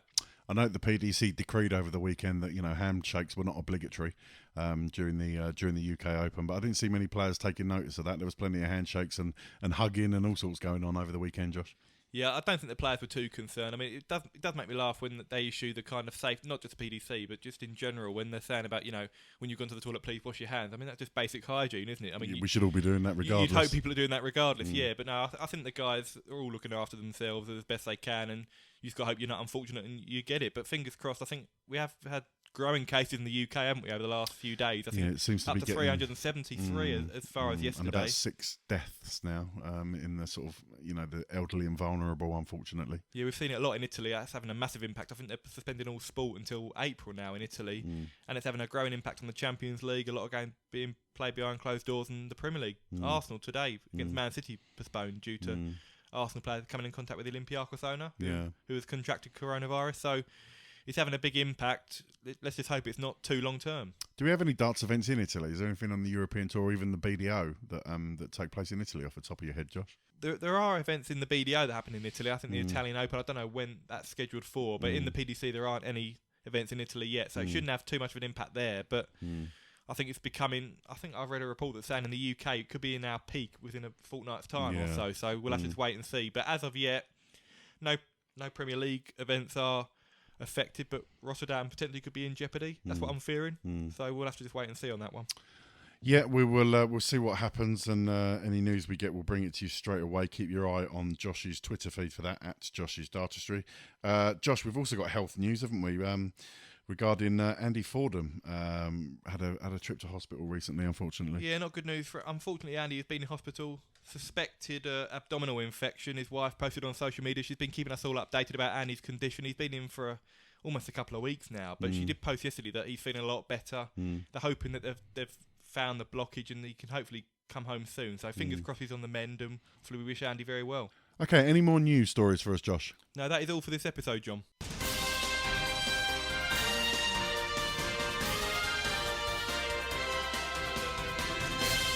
In the news.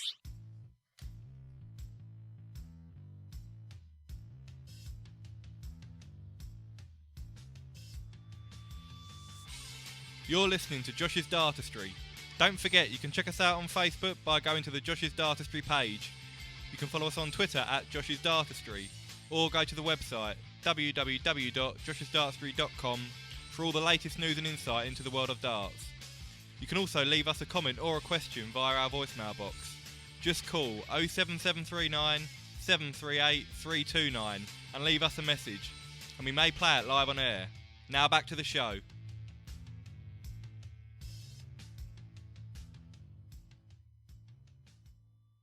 Hi, this is Rod Studd from Sky Sports, and you're listening to Josh's Dartistry podcast. Right, Josh, the questions have been flooded in. This is Josh's Twitter chatter.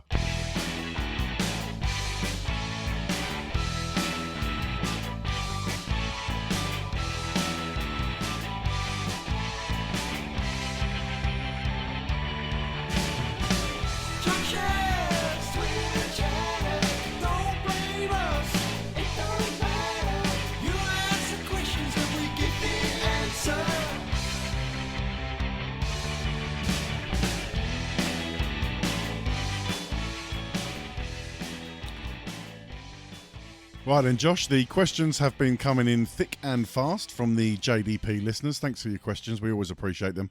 You can send in your questions to Josh's Twitter account at Josh's Dartistry, or of course on the Facebook page.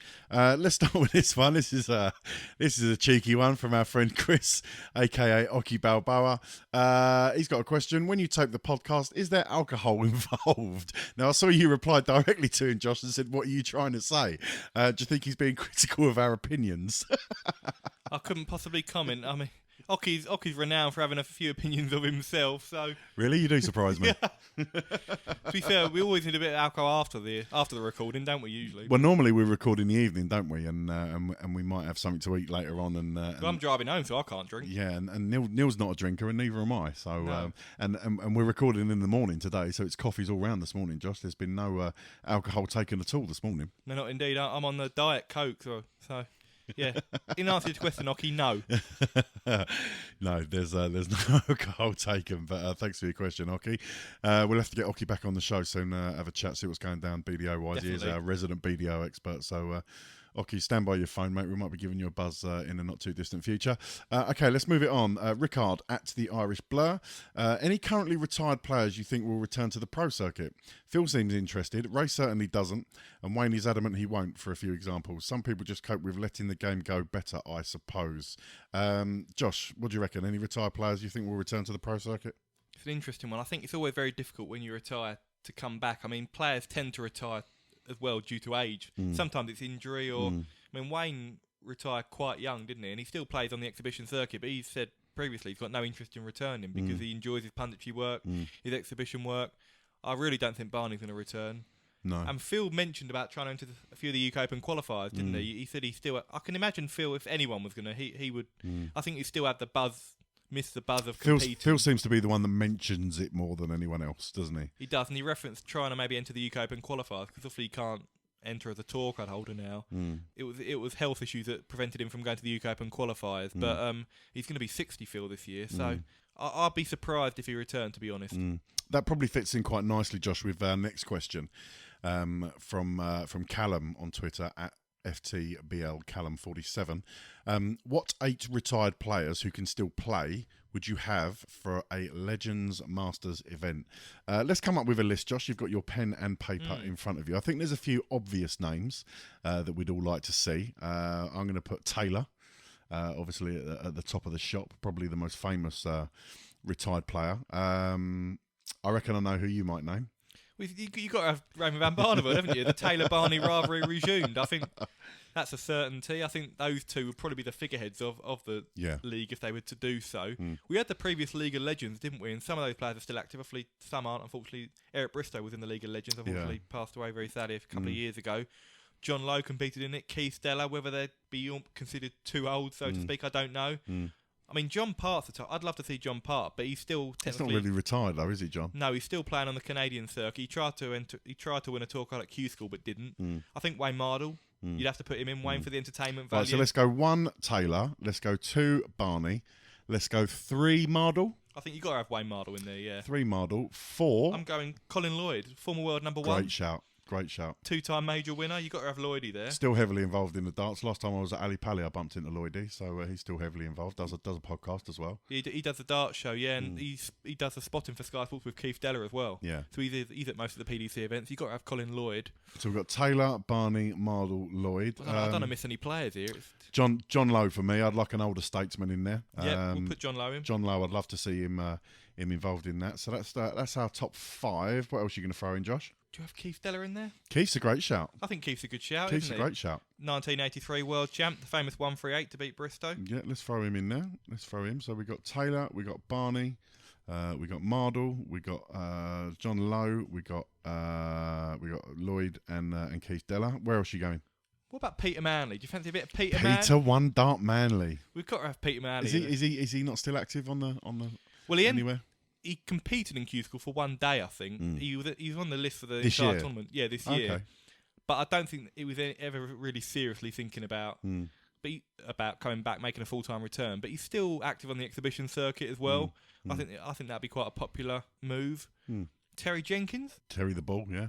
9-time major finalist. The crowd loved Terry, didn't they? I think that'd be quite a good one. Former Premier League player. Just trying to think if we've missed anyone. I'm sure there is. I'm sure we'll end up offending someone. Dennis Priestley? Dennis the Menace? Dennis the Menace. Dennis the Menace Priestley. He could take part in that, couldn't he? I think, yeah. I mean, whether we've missed anyone else. Well, but this is our list, Josh, so we can put in who we want, our top 8. Yeah, true. You know, if we miss someone. Are we having challengers and contenders, John? Oh, God. No, definitely not. Definitely not. Definitely not. So our list, our agreed list, the JDP official list, is Taylor, Barney, Mardle, Lloyd, and then Lowe, Della, Priestley, Manley. Oh, you've got 9. We've gone with Jenkins as well. 1, 2, 3, 4, 5, 6, 7. You've gone with 9. Oh, we're binning off Terry? All right. Listen. We'll come up with 9. So we've got one on the subs bench just in case someone does a Gary Anderson and has to pull out. So yeah, the official JDP list: Taylor, Barney, Mardle, Lloyd, Lowe, Della, Priestley, Manley, and Jenkins on the bench. Yeah. How does that sound? Yeah, and I'd still have John Parton, although I do take your point. He's still competing, but he's not really on the PDC main tour, is he? You got to have John Part back. Okay, good. If you've got any ideas, any names you want to add to that list, do let us know. Get in contact and tell us where we've gone wrong. But that's what we think. Okay, let's move on. Pim at PimAFCA on Twitter. I've just noticed that he's got an Ajax badge as his logo. Don't rub it in after last year, John. I know you're tempted to. Yeah, sorry about knocking you out of the Champions League. Okay, they ask, how do you think the Premier League in Euro Tour will develop with the coronavirus? Do you think it will be extended or something? Josh, we've had a chat about this obviously during the in the news section, but do you think there's cause or potential for it to be extended or something like that? Obviously, the safety of the players and the officials and fans has got to be paramount, first of all, before anything else. It would be a shame to see the events curtailed or scheduled or cancelled, so to speak, but they've got to do, what's safe for everyone else. I don't think the Premier League, fingers crossed, will be too affected, but we there is potential for it to go ahead behind closed doors, which is what we're seeing in football. There is, and we've seen the UK Open. Remember the UK Open went behind closed doors because of the snow. Snow, so whether that happens, but the whole thing about darts is the atmosphere and the entertainment factor, and I think it would be difficult. It would almost be like playing a Pro Tour event. It would be quite eerie playing in front of a massive venue, massive arena with no one in it. There's no guarantee it would be televised either. Well, if they're looking at reducing the volume of people, in one area, that they might say, well, we're not going to have the film crew and the cameramen and the directors and the producers and the commentators. We're just going to have a dartboard and the players, and it is what it is. I don't know. I don't know. I think that would be a real shame if they did that. The problem is it's unprecedented, isn't it? We've not seen anything like this in this country, probably not since the Black Plague back in I couldn't even tell you what year that was. But yeah, it's unprecedented, isn't it? So we are really just guessing and having a stab in the dark here, Josh. Yeah, and also we have to bear in mind that the PDC schedule, the calendar, it's just so hectic. The Premier League obviously is due to end the end of May, I think, and then we've got the World Series that kicks off. You've got Players' Championship weekends. We don't know when all this is going to come to an end. We'd like to think that eventually it will blow over, so to speak. And I mean, no disrespect to anyone who's suffered, for the coronavirus, whether you've lost friends or family. I don't mean to disrespect the situation, but you would hope that it would, finger quote, blow over at some point. But we don't know how long that could be. It could be a month. It could be 2 months. It could be 6 months. It could be a year, Josh. Exactly. As you mentioned, it is unprecedented, so we can't really reflect on previous occurrences and say how it could impact the PDC or the dart circuit. The summer's probably the only sort of time where you could potentially fill in some events there, because that's when they usually have their break. The players usually have their break, and obviously if they're having to self-isolate or tournaments are suspended, they'll have the break at different times of the year. But I think logistically it's going to be very difficult to rearrange the events if loads are cancelled, because as I've mentioned there, I think 40 out of the 52 weekends of the year there are some darts events. So it'll be difficult, but the PDC just got to do what's best really for the welfare of the players, fans and officials. A lot of it, and not just the PDC, other governing bodies and sports and businesses and God knows what else, will have to be led by the government's advice. They will update their plans on a daily basis. They will offer advice to sports organisations, to schools, to businesses. And we just have to follow the government advice and take it each day at a time, I think, Josh. Indeed. It's almost like, how long's a piece of string? We don't know really, but let's just hope it doesn't affect not only sport, but, the world for too much longer. Josh, let's throw it over to the questions that came in on Facebook. I think you've got those to hand, haven't you? I have indeed. We've got a few good ones here on Facebook. One from Kurt Dexter, friend of the show, always sends in his questions. Thanks for that, Kurt. He has asked, at their best, who wins more? If Price, Van Gerwen and Taylor played each other 10 times. In their prime? Well, I presume he means in their prime. Yeah. Because it'll be a bit different now. But You'll probably like this answer, John, but I think if in their prime, I can't look past Phil Taylor. Yeah, I would agree. I mean, Gerwyn Price has improved beyond measure over the last 18 months, but I don't think you can put him in the category of Michael van Gerwen or Phil Taylor. There's the old debate, who's better, Van Gerwen, Taylor. A lot of people said Taylor's the best ever, but Van Gerwen's the greatest in terms of the standard he's produced is better than what Phil did at his peak, but Phil's going to have achieved more than Van Gerwen.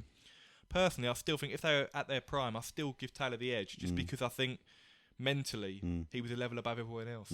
I agree. Obviously, you know, I'm a big Phil Taylor fan, and I'm always going to pick Taylor.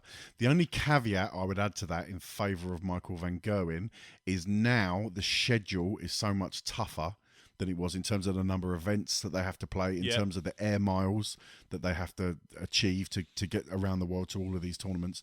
I think it's a lot more strenuous now for Michael van Gerwen than perhaps it was. Don't get me wrong, Phil Taylor travelled, of course he did, but I think the volume of travelling that Van Gerwen has to do now is a lot more than Taylor did. Yeah, and also bear in mind, as you mentioned, he's based in Holland, where Phil, most of the Pro Tour events, Barnsley or Wigan, for example, Michael's having to come over from Holland every weekend. So there is that as well. But also, another caveat to that is the development of not only the technology within darts, but in terms of the darts themselves, the boards, the trebles are bigger than they used to be. I think it'll be very I mean, they're both amazing players, Phil and Michael, probably the two best ever in terms of standard they've achieved. But I just can't look past Phil Taylor. Be interesting to look at their head-to-head stats from when they did get the opportunity to play against each other, particularly in the sort of, you know, later end of Phil's career. Well, Phil still boasted the overall lead on the head-to-head, but as you mentioned, Michael van Gerwen was a very different proposition when he first joined to when Phil left the scene. But Phil did still get a couple of wins over Michael in his last year. Remember the World Match Play, quarterfinals? Yeah. Beat Michael in the quarterfinals quite convincingly en route to winning that title. So he was still more than capable. But Michael van Gerwen has produced some amazing feats that Phil hasn't. So there's arguments for both, isn't there? But I think we're agreed, though. We would go Taylor 1, Van Gerwen 2, Price 3, I think. Yeah, I'd agree. If we're talking, you know, at the height of their form, just forget the travelling and this, that and the other, 3 men on the dartboard in their prime, I think that's the order that the panel would go for. Okay, Josh, any more questions on Facebook? Yep, a couple more. One from Jack Bremner. He said, with the standard now being played, how far are we from having a 701 tournament? Wow. I think that's happened a little bit in the past. I'm not too sure. I'm always open for new formats, I always enjoy like the set play formats, like the World Championship, the World Grand Prix, because it's something different. Sometimes it can get a little bit monotonous when it's the same sort of format, best of 19 legs, the same players playing week in, week out. But I'm not too sure we need to change the 501 format, really. I think I'm looking at timing as well, Josh, how long it takes to complete a leg. And don't get me wrong, I love sitting down and watching the darts of an evening. I've got no issue with that, but I think 701 is not for me. I think it's a little bit too much, really. Yeah, I mean, I'm not too sure. Again, I think if it's not broke, don't fix it. Sort of What's thing. the minimum amount of darts you need to hit 701? That's a good question. Well, Nah. Challenge Josh again. Josh, part 2. How many darts? Well, 501's 9, isn't 9. it? So then, obviously, a 180. Well, say if you're at 177 from 501, that's 6, 7, 8. Oh, I don't know. If you know the answer to how many darts required for a... I guess it'd be 13, wouldn't it? It must be 13. I'm not even going to pretend that my maths is that good that I can sit here and work it out. It'd be 13. 13. If you go 501 is 9, you're at 180, 681, that's 12, leaves double 10, doesn't it? Yeah, I think you're right. So I'm guessing it'll be 13. I'm working backwards. I'm just envisaging when this podcast lands, we're going to get a tweet going, you idiots, it's 12, it's 14. Probably from Neil. Yeah, more than likely. Which I'm bothered asking now. Okay, Josh, 701, not really for me. What else you got, buddy? One more from Andy Harland. He has said, if darts was still played on a Yorkshire board, who will be world number 1 and why? Well, you better explain, Josh, what a Yorkshire board is for the uninitiated. Well, I've looked it up because I wasn't aware at first. It's a forerunner of the now standard London dartboard, or as others may call it, the clock dartboard. So basically, the difference with the current dartboards to that now is that the Yorkshire board dartboard has no treble bed or outer bullseye, so no 25. The bullseye still scores 50, and it's smaller than a standard bullseye on a standard dartboard. So basically, you've got no trebles. It's all basically the bullseye, which is a smaller target, and the doubles. So we're looking... Someone who's a very good double hitter or someone ball who's hitter. very good double hitter or ball hitter, because obviously the double's worth 40, the ball's worth 50. You'd imagine that the players would predominantly try and hit the 50, would you? Because there's a bit of risk if you're going for the double 20 of landing outside the board frequently. Exactly, yeah. But, well... I don't think there'd be a massive difference, to be fair. I mean, you look at some of the best ball hitters in the world, probably Michael van Gerwen, Peter Wright, Gerwyn Price, they're the top 3 in the world. Gerwyn Price loves double tops. He's probably the best double top sitter in the world, so he'd probably be up there. I don't see people going for double. Well, I mean, obviously to finish the game, of course, you still have to check out on a double. But I think people would just aim for the. Although the bullseye's a lot smaller. Exactly, and there's no outer ball. Maybe you just go 20, 20, 20. There's a risk if you don't hit the ball of it in a 10 or a 2. Maybe you just go for the 20. And if you happen to nice burgle a double 20, keep it sort of just underneath the double 20. Yeah, you aim high, but almost, if you're going to go underneath or in the double, But I still don't think it'll be much different to now. I still think, in terms of the talent, Van Gerwen, Price and Wright, the top 3 in the world, I still think they'd be on top, whatever the format, really. How do you think you'd get on a Yorkshire board? Well, I think I'd hit more 20s than I was. Because it's bigger, isn't it? But to be fair, I quite like double tops. The bullseye, I'm not a massive fan of. So I don't think it would really affect my game, to be fair, John. Talking of different boards, I think it's something we've mentioned on the show before. There's also the quad board out there, isn't there? That you can get where you've got quadruple as opposed to just the single, double, and treble. I'd love to go on a quad board. Now, in answer to the previous question about the 701, I'd rather see something like the quad board reintroduced for maybe one tournament than the 701. That'd be quite interesting. We saw that in the past. How many darts do you need to hit minimum number of darts to hit 701 on a quad board? Oh, I've got a headache, John. I've got a headache. So you can hit 80 with one dart. Yeah. You can hit 240, and that's the maximum. So 10 darts you can hit 800, so it's less than 10. You can hit 200, you can hit 400. Oh God, probably 9, wouldn't 80, 160, 240, 480, 3 darts, so 480, 480 and 6, and that leaves what 221. Yeah. Then you go 80. You go 80. Another 80. Oh no, that leaves 61. You'd have to go down to the treble 9. Quad 19. Which would be what? Oh. God, I've got a headache now, John. That'd be. Has anyone got a calculator? Let's leave it alone. We'll get it wrong and we'll get complaints. I guarantee it. But the quad board. I don't know. Can you buy a quad board? I must admit, I haven't seen it in any shops I've been in recently. If you Google it, you can see images of it, but I don't know if they're readily available. Probably good for practicing on the quad board. Well, yeah, I mean, obviously it's a smaller target, so I suppose much smaller. You can have almost like the little practice rings now that make the treble smaller and compact it a little bit. So I think that's what people or players use now rather than the quad boards. But I'm sure there's a few hanging around in some darts museums or in a garage somewhere. Yeah, old memorabilia from former players or officials or fans. I'm sure there are some hanging around. Okay, Josh, any more questions? No, that's all for this episode, John. Some very good ones this week.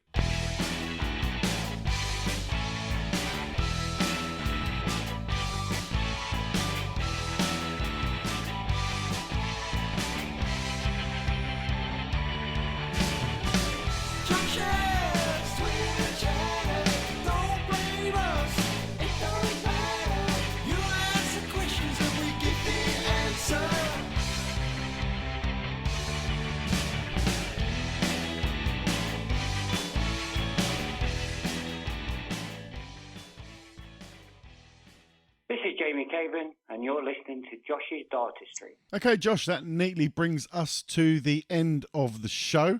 Don't forget, you can get your last man standing. Everyone's back in. Everyone's now eligible to re-enter the rollover for the last man standing competition. Check out at Josh's Dartistry on Twitter to get the rules. Find out how you can enter using the hashtag JDPLMS.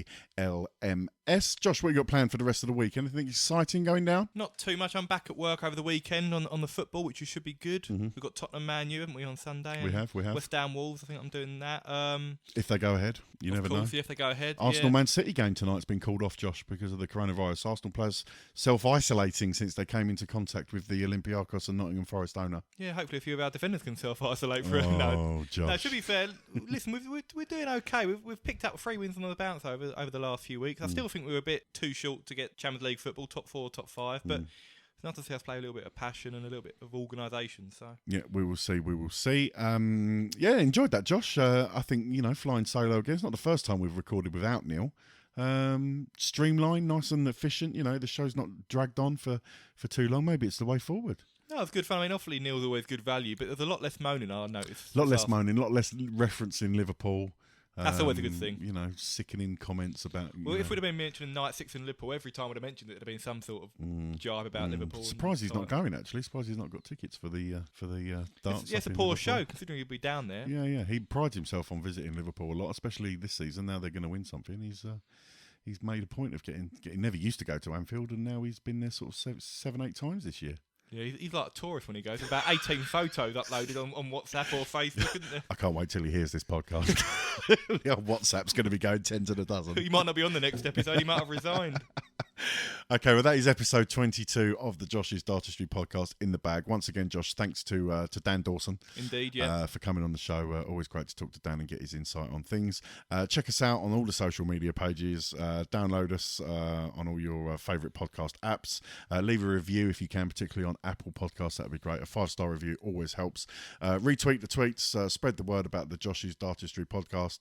And yeah, Josh, enjoyed that. And episode 23, probably a week or a few weeks. We might even do a bounce out maybe sort of in 10 to 14 days time and give people an update on the Premier League, last man standing, and you know, if there is any breaking news about the coronavirus, we could do a bounce out Skype show, couldn't we? Yeah, perhaps. I mean, like I say, we just have to see. It's a developing story. It's changing all the time, so we'll have to keep abreast of that situation. But Rotterdam double header in a couple of weeks. Yeah. Night 8 and night 9. So I'm sure either before or after that we'll do some sort of show.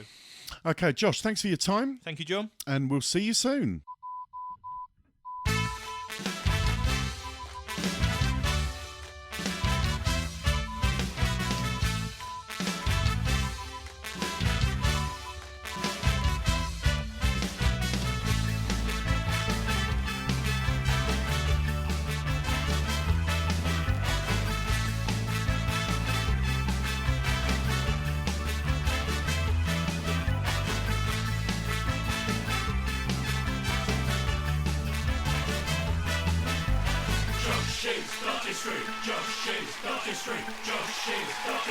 Josh's Dartistry.